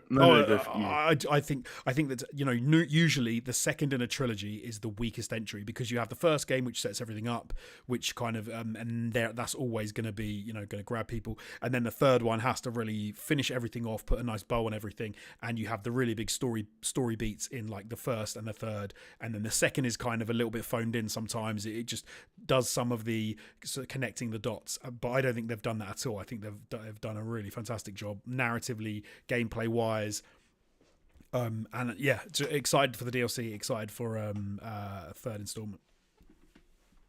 Yeah, and any sure, I'm right there with you. Mini games, like you said, because obviously we had Miles Morales after 1, so maybe we're going to get a mini game in between 2 and 3. You never know. Who could say? No, I'm looking forward to it, and I totally agree with you for what it's worth on the idea of like risk taking. And I think it's interesting that we talk about like Spider-Man 2 and Alan Wake 2 back to back, because someone who was like, I think, overly invested in like video game developers taking risks might look at like Alan Wake 2 as more of a risk, for example, than Spider-Man 2. And I think that, sure, like maybe on paper it is, but I don't think that's like the attribute that's most compelling about either of them. I think the thing that's most impressive about both of those games is ambition more than risk. And one thing you can say about Spider-Man 2, even if it plays it safe in some regards, is it's still wildly ambitious in others. And like, I know we talked about a lot of the technical elements last time, but like, I don't want to hear anyone try and pretend that Spider-Man 2 wasn't still like a really dramatic undertaking from Insomniac when you consider every single component of that game. Just, it's exactly what you said. Like, some people want to see wild story stuff, and that's their version of a risky or ambitious game. But it can, it develops so many other attributes and elements and ideas that I think both those games we just talked about like hit out the park in their own ways. Yeah, no, absolutely. I think it's been a great year already for games, and I think Spider-Man 2 has been for me phenomenal. and but it's so stupid because in some respects it's almost like it's really good. I knew it was going to be really good, and so you're almost a little bit muted in how you feel about something because you knew it was going to be fantastic, which is really unfair to the game because it's like it's fantastic. But I like as soon as that New Game Plus comes out, I think I would play through it again. That's where I'm at the moment with it. Like I'm like, oh yeah, I'd be well up for that. So yes. Yeah. I can get behind that. I will quickly mention as well that I had a little palate cleanser in between after Spider-Man 2. I finished another game, which was Far Lone Sales. Very nice. Which I haven't played it. I think I'd seen it somewhere. I can't remember what I even saw it on, and was like, oh, it's a game I would like to play. And then I saw that it came up on it was on PlayStation. Changing Tides was on was available on PlayStation. So I was like, oh yeah, I might play that. Right. And then sort of thought, actually, let me play Lone Sales first because I think it was £2 on Steam or something like that. Okay. So hopped into that. Played that, really enjoyed it, and then I've started playing Changing Tides as well. But yeah, a very good palate cleanser game. Like it's a much more simple, get stuff done, enjoy the soundscape, enjoy the scenery, and just be a little person making your little ship go. And it was very good, very enjoyable. How long did it take you for a run through? Just out of curiosity. I have no idea. Maybe like, I guess like 3 to 4 hours, maybe. Nice. That's good. That's a good palate cleanser. You're right. But it's difficult to know. But because it's one of those where I like dipped in, dipped out. But yeah, no, it's got to be like 3 to 4 hours. But one of those little like indie type games which is just you're just doing stuff. You're enjoying the design like the whole way through. There's nothing obviously that challenging, nothing that testing, but a couple of little puzzles to get your teeth into. Nothing crazy. But anyway, with that, let's move on to our next news story. A bit of a downer. We seem to be talking about this sort of every other week at this point. But there have been more layoffs as PlayStation Studios take a hit this week as Destiny 2 developer Bungie has said that it is going to be losing 8% of its staff. It's sent an email out and said that the staff are going to be laid off, which is around 100 people. And that is tied to the fact that they're projected to miss their revenue targets this year by I think it's this year by 45%. I didn't see if it was this quarter or this year. Let's say this year, which obviously is a hell of a target, or a hell of an amount to miss your target by, I should say. But as we've said, like already this year, the amount of layoffs and the amount of people losing their jobs just sucks through and through, and it definitely isn't limited obviously to PlayStation Studios and to Bungie. It's happened to so many companies at this point. We've also got the news that the expansion, which was set to come to Destiny 2, has now been delayed until June. It's going to launch in June rather than February, which is when it was supposed to come out. Also, Marathon, which doesn't have an official release date, has been moved back to 2025. And the other PlayStation Studios studio which has been affected is Media Molecule, which is going to be losing around 15 to 20% of their company. They're getting laid off as well. And Sony have actually shut down support for Dreams last month, which is... do you make this sort of thing? I know it's kind of dumb, but like, I love the idea of things like Dreams. We've seen it before, make your own games, get them out there, create your own amazing world, send it to your friends, get everyone to play it, and then you can go massive and you'll be a game developer and all this. I've messed around in Dreams. I've done some of their design stuff. It's not the slickest, game creator, but there have been some fun titles that people have made in it. There's some absolute crap, which, in there as well, as you would expect. Yes. But it's a real shame. And then it's the kind of thing that I imagine that 90% of it is going to be rubbish, 10% of it's going to be really good, and then like 0.01% is going to be phenomenal, and someone is going to get into video game design based off what they've created in something like Dreams. And maybe that's not a good enough turnaround. That's not a good enough split. But I don't know. So yeah, when you lose support for something like Dreams, just still kind of makes me sad, more so than just another game or another games as a service game or something like that losing support. Yeah. Hits different, Jamie. No, I get that, because I think it's hard not to look at something like Dreams and just always see the untapped potential for something like that. And I agree that when you kind of like divvy it up in terms of, you know, what the ratio of playable games to unplayable games to good and good games to bad games might be, then yeah, maybe things do skew on, you know, on the negative side. But that's like saying if you gave 100 kids a pen and a piece of paper, like what's the ratio of like absolute shit like drawings, like people, like I remember when I first had to do a self-portrait at primary school, I forgot to give myself a body. I was a head with arms and legs. You know, not every kid deserves to get given a pen and a paper. Hey. But you don't, if you don't give that pen and a paper to everyone, you don't find out who does deserve it. Abstract art is still art, mate. I mean, you are right. I'm not sure that's what anyone saw in my self-portrait, but then that's just me. And so yeah, it's impossible to not look at something like Dreams and see, you know, what might have been or what was still to come. But if services like that stay around, but that's just not the reality we live in today, with, you know, server costs and so on and so forth, and just generally supporting a video game after release, especially. You know, Media Molecule are a weird fit in the PlayStation Studios lineup. You know, the Little Big Planet games made a huge splash, and deservedly so. But it's hard to know where their, you know, specific outlook on game development kind of goes in the future. And Dreams seemed like a natural sort of, you know, it seemed like a natural direction for them to go in, as, you know, the sort of the campaigny story single player elements of the LBP game seemed like less and less relevant. But now, you know, maybe Media Molecule just become a weird fit where PlayStation look at them and it's like, well, hang on a second, you're not going to make us the next Uncharted. Also, you're not going to make us the next, you know, live service PvP shooter. What are you going to do? And they said, we're going to make a really nice game where everyone gets given a lump of clay and the best pot wins every month. And someone at PlayStation were like, you guys don't need any community managers anytime soon. Let's send the email. I don't know. It's unfair of me to speculate, but no, you're right though, because even like Little Big Planet the first two Little Big Planet games I absolutely loved, and they blew me away, and I thought they were fantastic.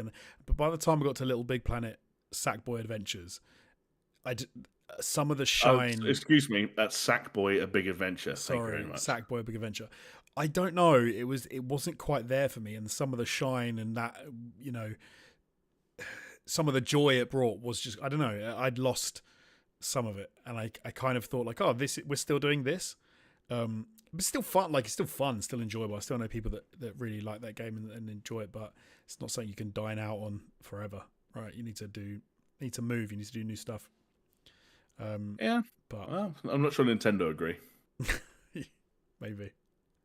But yeah, within the context of being a PlayStation studio, I think that's definitely the case. And like, maybe I don't know whether or not these redundancies or these layoffs like were to do with what Media Molecule's future looked like, or maybe it was just sort of like, you know, we talked in the past about companies inflating a little bit too much, growing a little bit too much during COVID, when things seemed like they were going to be a little bit more. People were playing more games than they were going to once things went back to normal. You know, were Media Molecule one of the companies that hired too much? I don't know. That's perhaps a reason why something like this could happen. It's the Bungie thing that's more interesting to me, because you hear layoffs, and again, maybe your first response is that, again, it could have been that COVID factor.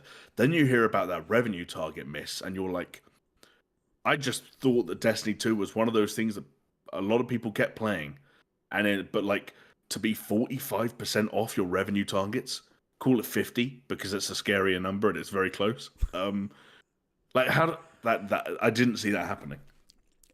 So for me, I think the Bungie one is slightly less of a thing purely because it's 8%, which is a lot. Like, I'm not suggesting it's not a lot, and to lose 100 people is a lot, but that kind of feels like 8% is something that a company could slough off 8% of their people and not be that affected. Obviously, Media Molecule is like 15 to 20. That's like a fifth of your whole business, which seems, I don't know. But no, I agree with you in that Bungie is more surprising in that sense. You'd think it's Bungie. Like, how the hell are Bungie losing money enough that they need to sort of lay people off? I'm with you with the target. Like, missing by 50% has got to be like, to being that meeting and to look at that number in red and be like, how far off our target were we? And be like, oh, we made half. Like, that has got something went seriously wrong if your target is so far out of reach of what you're currently doing. The fact that Destiny 2 was still making so much money anyway is surprising to me, I suppose, in some sense. But what the hell do I know? But again, it's Bungie. How can Bungie not make just buttloads of money? How long has it been now? Jesus Christ, Destiny 2's been out for like, oh god, a fair old length of time. 2017. But it always felt like with Destiny 2, it always felt like I was kind of like, oh, people still playing that, and then I just see loads of stuff coming out about how much more stuff they were doing, how much they were pushing that, and how many, there were new expansions and other stuff going on, and new game modes, and they were doing so much for it. So maybe that's it. Maybe that's the thing. They were spending so much on it that's why the target was high. Maybe, but even still, like, then you get into weird things about like Bungie within the context of being a PlayStation studio and how much missed revenue targets like mattered. Because the other thing is, you only have to go back 6 months or so when we were talking about Bungie as being like the pariahs of the of PlayStation's games as a service future, and we were buying into rumors and stories and hearsay that Bungie were the ones that pumped the brakes on Naughty Dog's Last of Us multiplayer game because they didn't think it was everything it needed. Like, do you remember those rumors? I forgot about that. Yeah, they were the ones Bungie, Bungie were the ones that vetted that game because they're the Destiny 2 guys. And now it's like, oh, the Destiny 2 guys are missing their revenue targets by 45% and 100 people are getting laid off. Weird. Do you reckon there's almost an air of other companies like going, to like, maybe, I'm sure they're not. But because the reason I don't think it could be that either is because there have been layoffs at Naughty Dog as well. Like, that's what doesn't make sense to me. It's just an industry thing in a horrible way. That is what it is. It doesn't make any sense in some sense because it's Bungie. If it's Bungie, if it's Naughty Dog, it doesn't seem to make sense because you're like, well, why would you make them get rid of anyone? Like, just let them keep they're gonna do good for you in future. They're gonna come good. Don't worry about it. It's Bungie. Like, come on, what are we talking about here? But yeah, no, that is a hell of a target to me. But I think it's just the way things are at the moment. It's a global market. It's interest rates. It's people spending less money on all that sort of stuff. So you say that, but like, we're about to in a second start talking about some of the best reviewed games of the year, and I wonder when you go through that list, like, how many of them can you envisage a tweet from the studio or from the publisher saying this is the best selling one of these or the fastest selling one of these, or it's the first time we've hit that. Like, that's true. It does feel like it's been a broadly very successful year for the games industry, and while all of those factors are 100% true and will have hit small teams, when you're talking about PlayStation owned backed by Sony, and this goes for Microsoft and Bethesda as well, because there were layoffs there too, them looking down and saying, you know what? Let's get rid of 8% of people at Bungie. Like, that's not. We need to make these cuts so Sony or PlayStation fundamentally as a brand and as businesses continue going, and so that the 92% of people who remain at Bungie can continue putting food on the table. You know, though there's a more cynical part of me that says, like, when you're looking at that, when you're looking at these numbers and at companies who are doing it, where they have all these other bits of their business going on and in some cases even thriving, it's more like, how can we improve that bottom line? How can we streamline things? In which areas did we maybe overhire a little bit, or do we have redundancies in our business? And don't get me wrong, identifying and eliminating redundancies in a business is a vital way of maintaining a healthy business. Kind of goes back to what we were saying about AI earlier, where sometimes there's an inevitability to job losses that it makes feeling, you know, like pushing back against them is futile.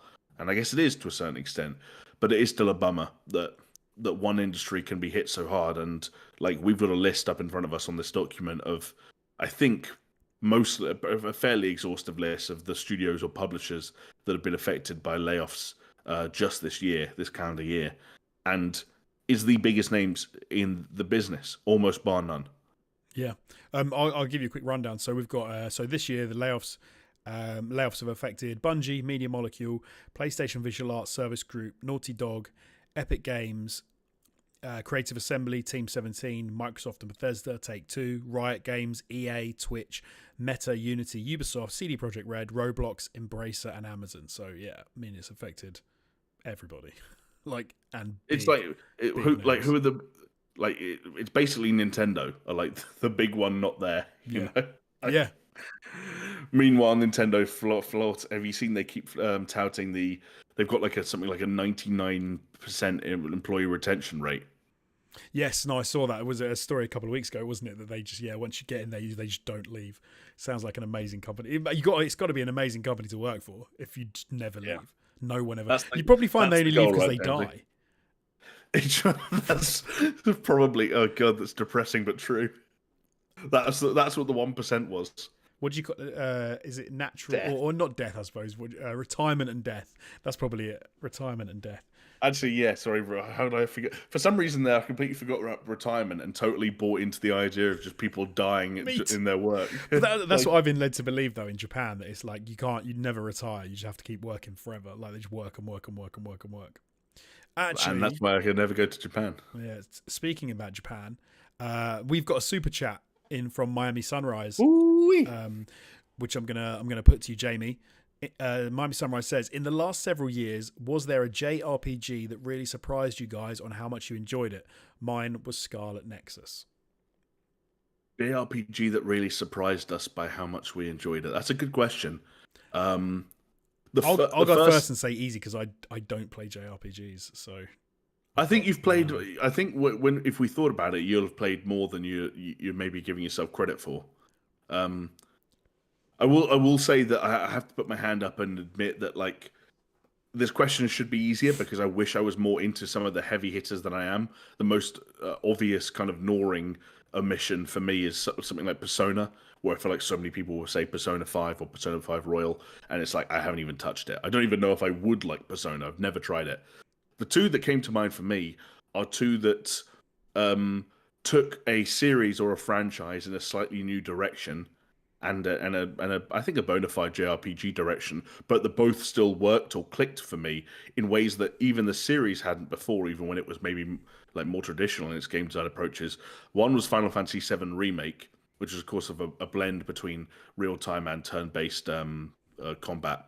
But that was, I had never really played a Final Fantasy game start to finish before, and I did with Final Fantasy VII Remake, and I was into it. And the one I liked even more, which was actually the first in the series that I've ever liked, really. I didn't mind Zero, but it was Yakuza Like a Dragon, which again was when that series went turn-based, and I was like, it clicked for me for some reason. To the point where I'm like maybe more excited about the turn-based future of Yakuza than I am the real-time future of Yakuza. Is Nier Automata a JRPG? It's not a turn-based, but it is a Japanese RPG. That's another example. I see. I wouldn't have thought Nier Automata is an JRPG because is it RPG enough to be a JRPG? I don't know. I don't know what falls into that category. I liked Nier Automata, but I didn't finish it. I think I played like half. Oh, I didn't even get through one. I was gonna say because you have to play it multiple times, don't you? But yeah, technically, Nier Automata is only good if you don't finish it. It becomes great by finishing it, right? Because we need to see where the endings go. Maybe I'll get back to it, but no, it's okay. I did play. It's not turn based, but I did play. I can't remember what we called it over here. Is it Judge Eyes or Justice? Judgment. Judgment. Is that that's not turn based? Is that a JRPG? It's got JRPG elements. Yeah, it depends how fussy we're going to be about what classifies as a JRPG. It's like when your mum asks you if you got a girlfriend, and you say, "I've got a friend who's a girl." Yes, It's like, well, it is a Japanese role playing game. Yeah, this is the thing. I don't know. I don't know what the things are to make it's class. I did try and play Persona 5, and I just didn't even know what was going on, so I just stopped. I was like, I don't get this. That's how far removed you are from high school life. You can't even relate to kids anymore, James. I have said though, I want to play a really good JRPG, and I want to play it from start to finish. I've said that on the podcast before, I think, because I feel like there's an entire genre that I've never played. Like, I've never got my teeth into, I've never played, and but I want to go all the way through, and I want to do all the random stupid side stuff. I want to go fishing. I want to do all that weirdness and like. You should play. You should. There are like 7 Yakuza games coming out in the next 12 months. You should pick the one you like the look of the most and play it. That's what I think. All right, I'll give that a try. Like I said, I like Judgment. I played like a lot of Judgment. I haven't finished it yet. So this should be my catchphrase. I haven't finished it. Do the next turn-based Yakuza game. All right, we'll do that. We'll give that a whirl. Or like a dragon game. Okay. All right, well, let's move on to our final story, which is less of a story, more of a discussion piece inspired by Kotaku. So this is the idea that 2023 is the best year for video games possibly ever. Bold. When you sort of floated this, not only as an idea to talk about, but that it potentially is the greatest greatest year for games ever, my immediate reaction is like, what are you talking about? What are Kotaku talking about? That is insanity. But okay, let's have a little go through some of the games that have come out this year, because actually, maybe I could be convinced. So we're talking big hitters, big swingers from this year. Okay, so we've got Baldur's Gate 3, Tears of the Kingdom, Super Mario Bros. Wonder, Spider-Man 2, and Alan Wake 2, as we've talked about already. But not only that, Jamie, because we've also had some crazy remakes. We've had Resident Evil 4, Metroid Prime, and Dead Space. In fighting games, we've got Street Fighter 6, Mortal Kombat 1. We've got old school RPGs like Octopath Traveler and Sea of Stars. We've got some tasty large-scale RPGs. We've got Starfield, Diablo 4, Cyberpunk Phantom Liberty. We've had indie hits like Dave the Diver and Pizza Tower.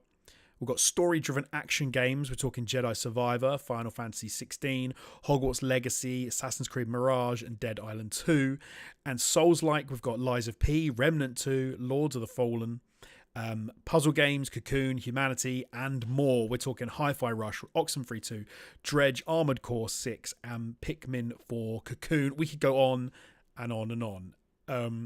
This week, a lot of games. This year has been pretty chocker. Yeah. So go on. Let me hear which side of the debate you're going to be on. Well, I'm going to. Oh God, can I sit on the fence from the word go? My first reaction was to kind of like defend my stance, or almost defend my inability to give a stance, because one of the things I think that happens when you talk about is 2023 the best year for games in a while, your reaction perhaps is to not just evaluate the year in games, but to look at other years. Let's say inside the last 20 or 30. Actually, let's do 30. That's more interesting. And then say, well, how does it stack up against them? And what you get, as is always the case with, it happens all the time with music and with film and TV, it's so much easier to kind of assess and evaluate and remember stuff that's been able to crystallize over time than it is stuff that's new. And when you're looking at stuff that's so new, you're almost still in the evaluation process. Like, who knows what we're saying about, I know what we feel about Starfield now. I don't know what we're going to be saying about Starfield in a decade's time. Yeah. And so when you go through that list there's a bunch of games, but I also have to be honest with myself and say, like, I'm going to I feel kind of fond on Dead Island 2 at the moment, but in a decade, I might have cooled on it. I might think it's kind of average. Like, you say Cocoon or Humanity, and I know what those games are. Dave the Diver, I know what those games are. In a decade's time, if you go, do you remember Cocoon? I might go like, Cocoon. Remind me. And so that's the bit that's always hardest. It's like to evaluate something when you're still in the middle of it. It's very hard to take a step back. That said, I think one of the things that does remain something somewhat consistent over time is when you look at as much as people like to, sort of take the piss out of it, like critical consensus is a thing. And when you look at some of the games you mentioned at the top there, the games that I guess are considered the Game of the Year contenders for this year, like Baldur's Gate 3, Tears of the Kingdom, Super Mario Brothers Wonder, or Spider-Man 2. And for some people, you could throw other games in there. Some people might throw Starfield in there, for example. I've spoken to people who would throw Sea of Stars in there. I've spoken to people who would throw Resident Evil 4 in there. Like, you can go back through years inside the last decade, and any one of them would have been the Game of the Year. Like, go back to something like 2014, and like people were trying to figure out, can you really give Game of the Year to Shadow of Mordor? Like, that was the conversation we were having in 2014. There were some weirdos who owned a Wii U who were telling everyone that Bayonetta 2 was great, but it was most of us just ignored them because, who owned a Wii U? So I think that in a sense does speak to the strength of this year, and I do think that 2023 will enter into the conversation now for the best years in games of all time. But until a sufficient enough amount of time has passed for the games to crystallize and start to be remembered, as opposed to being something that we're presently assessing, then it's not going to quite shift the paradigm. One of the things I did towards the bottom is I pulled out 2017, a bunch of games from 2017, and then even further back, still a bunch of games from 2007. 2017 because I think people consider it the last time we had a year this strong, and 2007 because it's a decade before that and it was also very strong. When you go back through 2007, you feel like you're listening to a list of some of the best games of all time, or some of the most important franchise starters of the modern era, and it feels very hard to hold a candle to that at the moment. But will we get there eventually? Maybe. I think the reason for me, I think that I don't find it compelling to think that 2023 is no, how mean am I going to be to 2023? I'm just going to say I don't think it is let's say the top 3 of best years for games, is because whilst it has been a good year, and with all the games are listed off there are absolutely solid games, and I absolutely anyone this year had something to appeal to them. No matter what genre you're into, no matter what platform you're on, I completely understand it. But it does kind of feel like a bit of a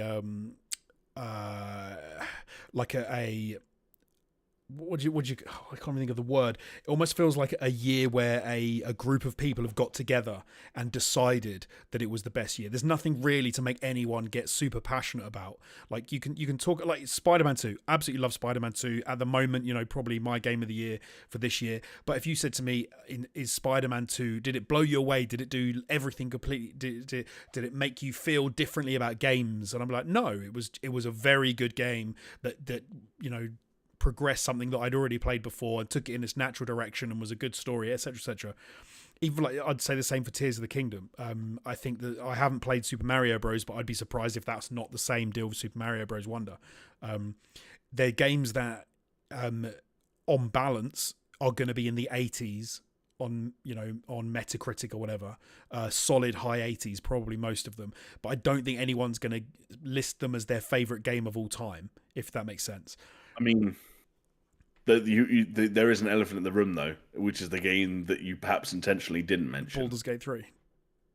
Some of the things that some people are saying about that game, that is a game that people, big voices in the industry, are turning around and saying, this is the best game of all time, or this is the best game I've ever played in my life. The reason I specifically didn't mention Baldur's Gate 3 is because I feel like that is one that I without playing, I literally just have no idea about. I can look at people play it, and I can say, okay, that I can see why people are saying it's good, but I don't think you can get a feel for how good people have said Baldur's Gate 3 is from watching other people play it, if that makes sense. Yeah, because I'm in the same boat as you, so absolutely. Some games you see people play and you're blown away and you go, wow, that I can see why they're saying this. That looks phenomenal. But yeah, I think it's too difficult to look at an RPG like Baldur's Gate 3 and say, I feel like you have to feel it. You can't just look at it. If Yeah, but at the same time, I believe the people who say they're feeling it. oh no, I believe it. I totally believe them. I totally I believe them. could Yeah. play Baldur's Gate 3 and have a horrible time with it, and there's a part of me that even worries that that is exactly Oh what would right. happen. Okay. But I would still be like, yeah, that definitely sounds like it's one of the best games of all time, and that should factor into the overall consensus on 2023. It no, absolutely should. So let's allow for Baldur's Gate 3 being one of the best games of all time. That still, for me, doesn't do enough. So like you said, you've put down like some games that were in 2007. You know, we're talking Super Mario Galaxy, Halo 3, Call of Duty 4, Modern Warfare, Guitar Hero 3, Rock Band, Bioshock, Assassin's Creed, Mass Effect, Uncharted, Portal, I mean, maybe this is just a me thing, but that literally blows 2023 out the water. Like, but I think that's helped by how you remember those games. 100%. But they like, literally create some of those games just created a standard, and I don't think anything that we've mentioned this year did that. Like Assassin's Creed created a dynasty. So did Bioshock. Mass Effect. I mean, okay, a little bit, maybe not quite as good now, looking but from where we're at of Mass Effect. But no, I'll give Mass Effect a pass. Like Modern Warfare. I don't know. I just don't. I just think it's too easy because I see it all the time, especially like not just in games but across media, and especially you see it all the time in music, where people sit there and say, "Yeah, this is never going to have the legacy that this has." It's like you just can't, you just don't know that. That is very true. However, put it this way: every single person at one point in their life has turned 60 years old, heard what the kids are listening to, and says, "This is bad. It won't last. It won't have a legacy." And every single one of those people has been wrong through history. Agreed. And I will give you. I think Baldur's Gate 3 and I think maybe Alan Wake 2 from this year could be games that in 10, 15 years time people are talking about in like, you know, these created something new. But even as someone who in that list would put Spider-Man 2 for me this year top, obviously with the ones I haven't played them, but at the same time, like, even I think you can absolutely love a game and think it's fantastic and be like, okay, but it's not going to change anything. It's not going to be like, wow, that was the year that I knew gaming was the best it was ever going to be. Do you know what? It reminds me of a conversation I often had with a friend of ours, John Babb, who would say his favourite film was an 8 out of 10. And I'd say, have you seen 10 out of 10 films? And he said, yes. And I said, but they're not your favourite film. And he went, not at all. My favourite film is an 8 out of 10. And I'm like, that I completely get. You can have games. Sorry, go on. So wait, just to make sure I'm on the right side of this, are you saying this year is full of games that are 10 out of 10s that won't mean anything to anyone, or 8 out of 10s that will mean something to someone but it's not speak to how good they are? I'm saying that I think 2023 as a year could on average almost get like a 10 out of 10, and you could show me another year which gets an 8 out of 10, and you say which is the better year, and I'm like, the 8 out of 10 year is the better year. Okay, the argument you're making now is the one that is speaking to me the most, especially when you combine, like, for as much as I try to argue with you on the legacy front, there is an element here that when I look through some of these games, and I don't know if this is just because like a lot of games came out this year in specialized genres that mean nothing to me, especially when you're talking about like old school RPGs and fighting games and stuff like that. But one thing I can concede to your point is that there's a lot of games here that were incredibly good, but they were incredibly good because they weren't bad, not because they did anything super special or ambitious. You know, they reached for the stars, they just fell short. Like, I agree with you in some respects that, like, even for as much as, you know, Super Mario Brothers Wonder and Spider-Man 2 and Tears of the Kingdom are going to be are all in the 90s, I think, on Metacritic, which is outrageous. They're all just very good because they're very good. And something about Baldur's Gate 3 and Alan Wake 2 feel different because they're very good while being something slightly like it goes back to what I said about Spider-Man while we were talking about Alan Wake. Spider-Man 2 was never going to be bad. It was about how good it was going to be. Yes. Baldur's Gate 3 and Alan Wake 2 feel like they could have been bad in ways that Tears of the Kingdom and Super Mario Brothers Wonder just don't. And I guess that creates a weird thing where like they get it's. I'm trying to say this without it sounding stupid, but lots of games that are really really good because they're not bad. As a And it and pushes the average up, and the whole year therefore gets average across the Yeah, whole year whereas pushed like up. and maybe the envelope doesn't get pushed in the same way that like that the games that you mentioned from 2007 got pushed. And I do think that is something that we talked about before, which is that like the kind of the vein of creativity that ran through, especially that Xbox 360 and PS3 and Wii generation, isn't necessarily here in much the same way.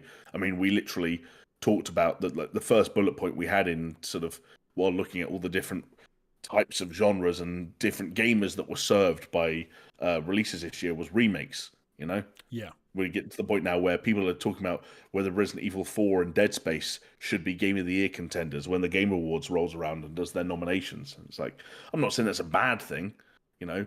One series that we just talked about got so embarrassed with how numbers they were getting, they came up with an excuse to reset it back to 1. Yeah, Another yeah. has no embarrassment whatsoever, and so it's on 16. You know, like um, we're not like that run you said of like BioShock, Assassin's Creed, Mass Effect, Uncharted. Like there are no numbers after any of those. All of those had their first ones in 2007. That kind of thing can't happen anymore, and that will be a mark against this year. That said, I still think that 2023 is destined to be remembered as a year stuffed with phenomenal critically acclaimed games that really ran the gamut in terms of making sure there was something for everyone. And I think We that agree on is that. important. Yeah. We definitely agree on that. I think as well. I think I could almost invert one of the arguments you made though, which is you said that looking from this point, and it's really hard to look into the future and to say that these games are going to be ones that are remembered in 10 years. Because we don't know, because we're still in 2023. How can we possibly know?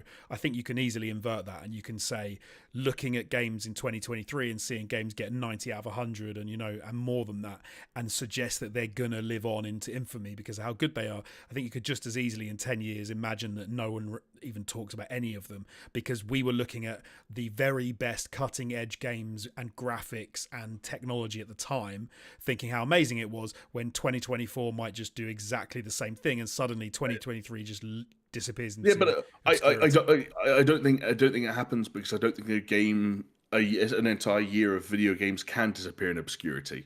Like, because the fact that we are still sat here having this conversation and talking about games that came out in 2017 or 2007 means that like there is still a relevance to the reason I can remember 2014 being a bad year is because maybe I'm just a fringe example because I'm in a weird bracket of people who are gonna remember stuff more so than like, I don't know, an average video game player might, but I don't think there's a risk of that happen for as long as these conversations are going to keep taking place, and they're going to keep taking place. Um, you know. Yes, I suppose what I mean is I think that looking at 2023 as the most recent year, when we get to 2030, for example, if 2023, 24, 25, and 26 were all like bangers in the same kind of way, in that every year served, different genres. They included a lot of remakes and updates and like phenomenal games with phenomenal graphics. You may end up just kind of 2020s in general might just blur together and end up being like, oh, nothing really jumped out. Whereas you can still remember the year that Donkey Kong Country came out because it was like, Yeah, but I don't know. But I wow, think that amazing. You know what I mean? yeah, I still think there are too many games like that come out every year for that to happen, and like 2023 has got enough of them. Like when I look through Very possibly. this when I look through this list, I've played a lot of games on that you mentioned of all the ones you mentioned out loud, and like I get that kind of John Bab thing. Being reminded of a game like Hi-Fi Rush gives me that John Bab feeling. Like Right. Hi-Fi Rush, it's like an 8 out of 10 game that meant way more to me than Jedi Survivor or Final Fantasy 16 or Assassin's Creed Mirage or games like that because it was surprising and it played with ideas that I hadn't really seen before, and it had an art style that stuck with me and a soundtrack that stuck with me for weeks, if not months after the fact. I think 2023 could have done with more games like that. Ironically, games that were, you know, not necessarily critically acclaimed, but but that meant something that would have helped it be more memorable. But I still think it's good enough for them. And that's the other interesting thing when you go back to 2007. Super Mario Galaxy and Halo 3 and Call of Duty 4 and Modern Warfare, they'd have all been extremely well reviewed. Bioshock was also extremely well reviewed. But if I remember rightly, Assassin's Creed, I would be very interested to know what the Metacritics were for Assassin's Creed 1, Mass Effect 1, and Uncharted 1, especially in the case of Assassin's Creed. And because I vaguely remember they were series that were in their infancy, there were enough rough edges and also enough ideas that just hadn't come to fruition that would in their sequels. Because those three all had outrageous sequels. Like Assassin's Creed 2, Mass Effect 2, and Uncharted 2 are some of the best video games of that entire generation, let alone sequels. Mass Effect is notoriously, I think it was Mass Effect 1 is obviously not one of the best in the series. Assassin's Creed changed the way I thought about games. Like Assassin's Creed, genuinely, I remember playing that number 1. So it's funny because obviously with Assassin's Creed, people talk about 2 a lot more, and then they talk about the ones that followed. For me, Assassin's Creed 1 literally made me think about games differently, in the same way that GTA 3 did the same thing. After it was the first GTA game that I'd played where I was like, my world is different now. Yeah, and sometimes that doesn't go hand in hand with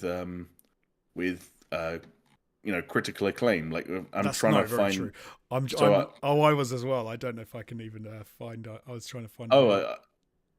I found it, but I was also just trying to find like what the best. Like I can tell you that Baldur's Gate has a 96 on Metacritic. Right. Resident Evil 4 which is a classic example of a game I was really poorly described as a game that's good because it's not bad, has a 93.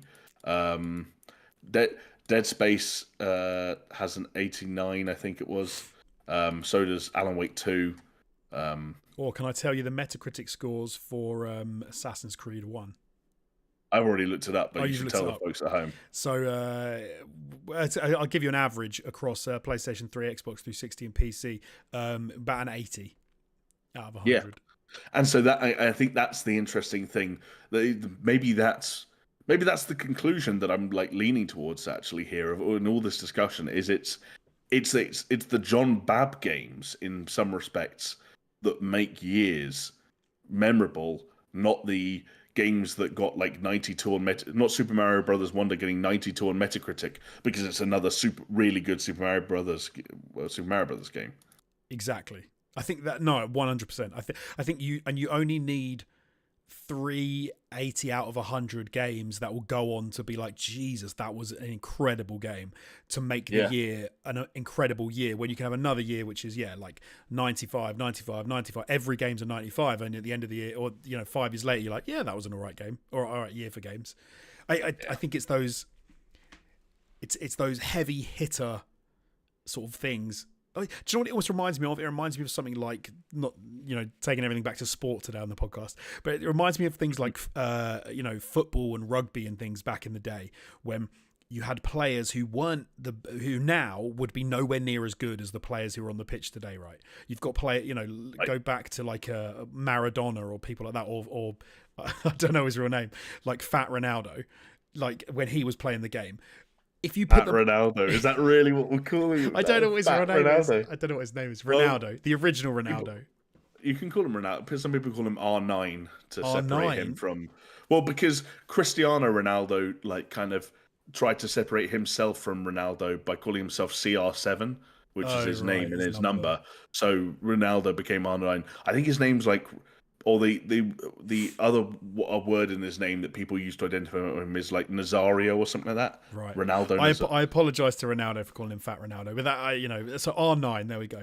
R9. Those players, I think, wouldn't stand a chance against, even in their heyday, against players of today who are like the best in the world. Like, they would probably get dicked all over.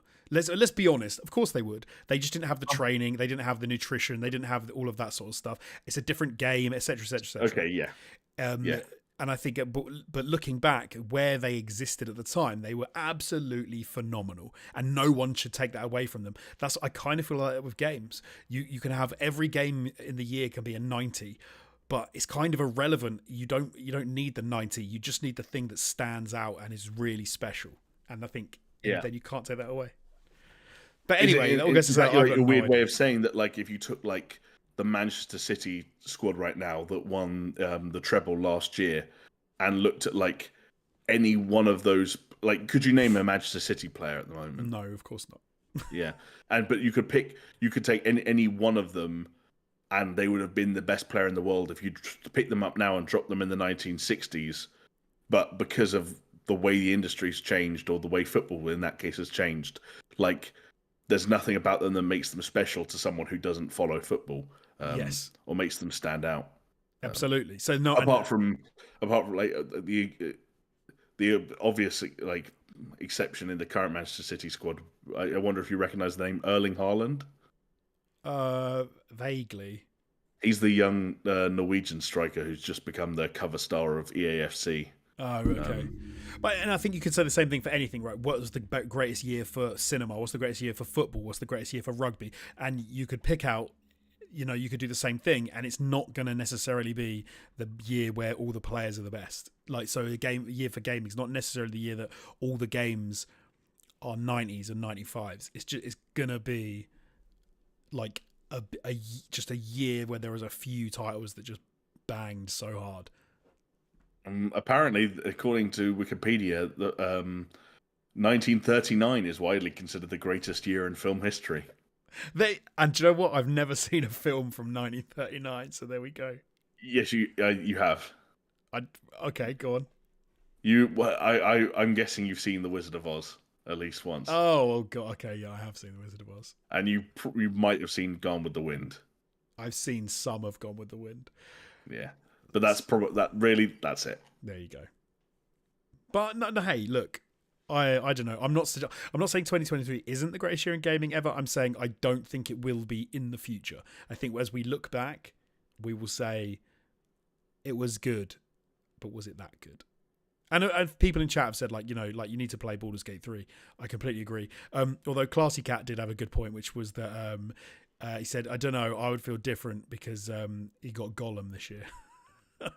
So yeah, so like 2023 gets to here based on its high quality titles, and then Gollum and King Kong came out and actually just knocked it down. Yeah, reduced the whole bottom. thing right down. Oh, I'm now just going down a weird rabbit hole of looking at the best years for films. Jonesy, 1999, and that would have probably been a great year for you, given how old you'd have been. Oof. Like you must remember 1980. Like, yeah, of course. Toy Story 2, The Matrix, Blair Witch Project, The Sixth Sense, The Iron Giant, American Beauty, Talented Mr. Ripley, Being John Malkovich, Magnolia, The Insider, Green Mile, Office Space. That, like, Jesus Christ, that's a good year for films. What's amazing about that year as well is it's the year when I think I would have been like 14 or something, and it was the year it was a year when I could go and see 15s quite happily at the cinema as well. So anyone out there who's not from the UK, like, so UK is cinemas and anything in general where they have to ID you, they are notoriously bad about, like, or I should say they're good at checking ages and things. So even as a kid, it's very hard to go and see stuff. And I used to get into 15s easily when I was 14, so banger for a year. Saw The Matrix 3 times at the cinema. Loved it. I wish I saw The Matrix 3 times. I'd have loved to. Like, I went to see that Matrix. Oh god, I forgot his name already. Revelations? No. Fucking hell, what was the most recent Matrix called? Revelations. Resurrections. So I want to I need to clarify. So I misspoke. Classy Cat said he didn't get Gollum, but it's saying if someone did, or if they got Forspoken, then they would maybe not have the same opinion. I forgot Forspoken even came out this year. I think everyone did. I think everyone do we add Redfall to the list of things that ruined 2023? Now, see, Redfall's an interesting one because we nearly talked about last week the fact that they're actually going to stick with Redfall and try and make it good. And if you saw any news this week about how well No Man's Sky is doing, No Man's Sky made $40 million this year against $22 million last year. So I think Redfall may yet have its year. So let's wait and see. See. If Redfall becomes good, does it make 2023 better, or does it make the year it came out better? The year it Because we're came going out. to have that. Okay, so interesting. So That's Cyberpunk 2.0 is going to have a positive effect on how we critically really evaluate the year 2020. No, the year it came out. Sorry, the year the improvement comes out is what I meant to say. So, for example, I would okay. include Cyberpunk Phantom Liberty or 2.0. I would say it goes on to 2023, not onto But 2020. I don't think people are going to be able to like remember when things got patched or like which patch it was that made it the game that was better. Like, I think that when I think the Cyberpunk 2077's re-evaluation will continue and it'll be remembered as a good game. But when we get far enough removed from the patch, people are going to say Cyberpunk 2077, which came out at the end of 2020, was a fantastic video game from CD Projekt Red. But you know what's filth about that is you won't be able to critique it either, because you'll look at the review scores and it'll be like, yeah, it scored amazingly well, and you're like, no, this is filth. You need to revise your history. This is some 1984 stuff. People are changing history by saying stuff was good when it happened and when it wasn't. To be fair, they will be able to go onto the Metacritic and say, hang on a second, why did the PS4 version get a 57?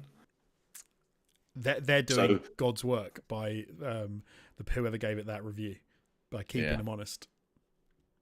It's true. Not like IGN giving it a scummy 9 out of 10. I think this year as well, though, there have been some notable things that, and I think this does detract from the year, even though they didn't do badly on review. Like, I think this is going to sound mean. I think Starfield, we all hoped it was going to be a better game than it was. Agreed. It was very good. I really liked Starfield. I had a good time with it. I hoped it was better. I was hoping it was going to be better than it was, and I don't think that's going to do well for 2023. A game like Under the Waves, which I really enjoyed, I thought was a bit of a unexpected one for me this year. I stopped playing because of how buggy it was, and I'm waiting for the patch. I think actually out now. I think maybe out now actually for console. I'd forgotten you didn't finish that. In my head, you had finished it. No, I waited. Jedi Survivor, I've got like one mission left of Jedi Survivor, and that where I'm at in Jedi Survivor, I'm like, do you know what? Yeah, it's fine as a sequel, but actually, it's not. I was hoping I would feel better about it. I was hoping I would be more into Jedi Survivor than I was, and there seems to be quite a bit of that this year.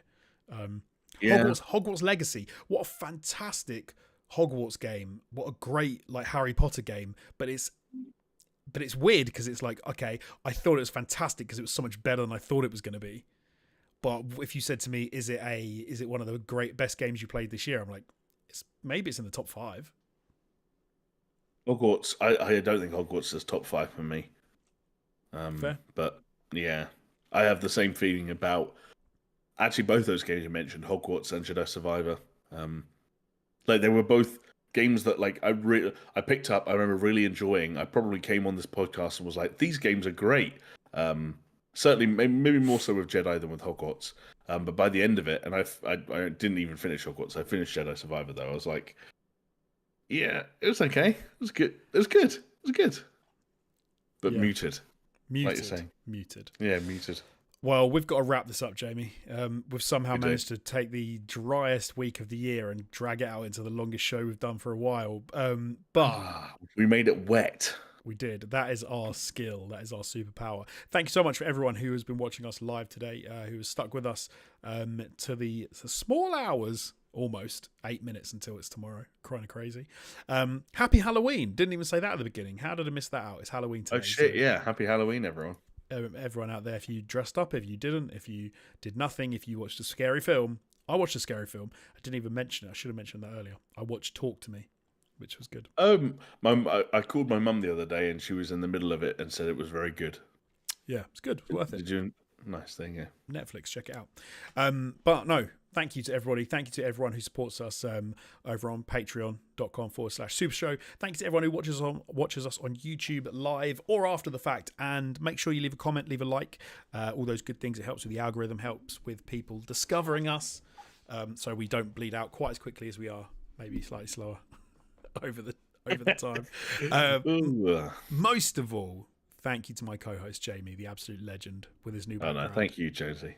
I appreciate it, and yeah, get used to the surroundings, folks. They're here to stay for a little while at least. I've got a balcony. You've got wow. Okay.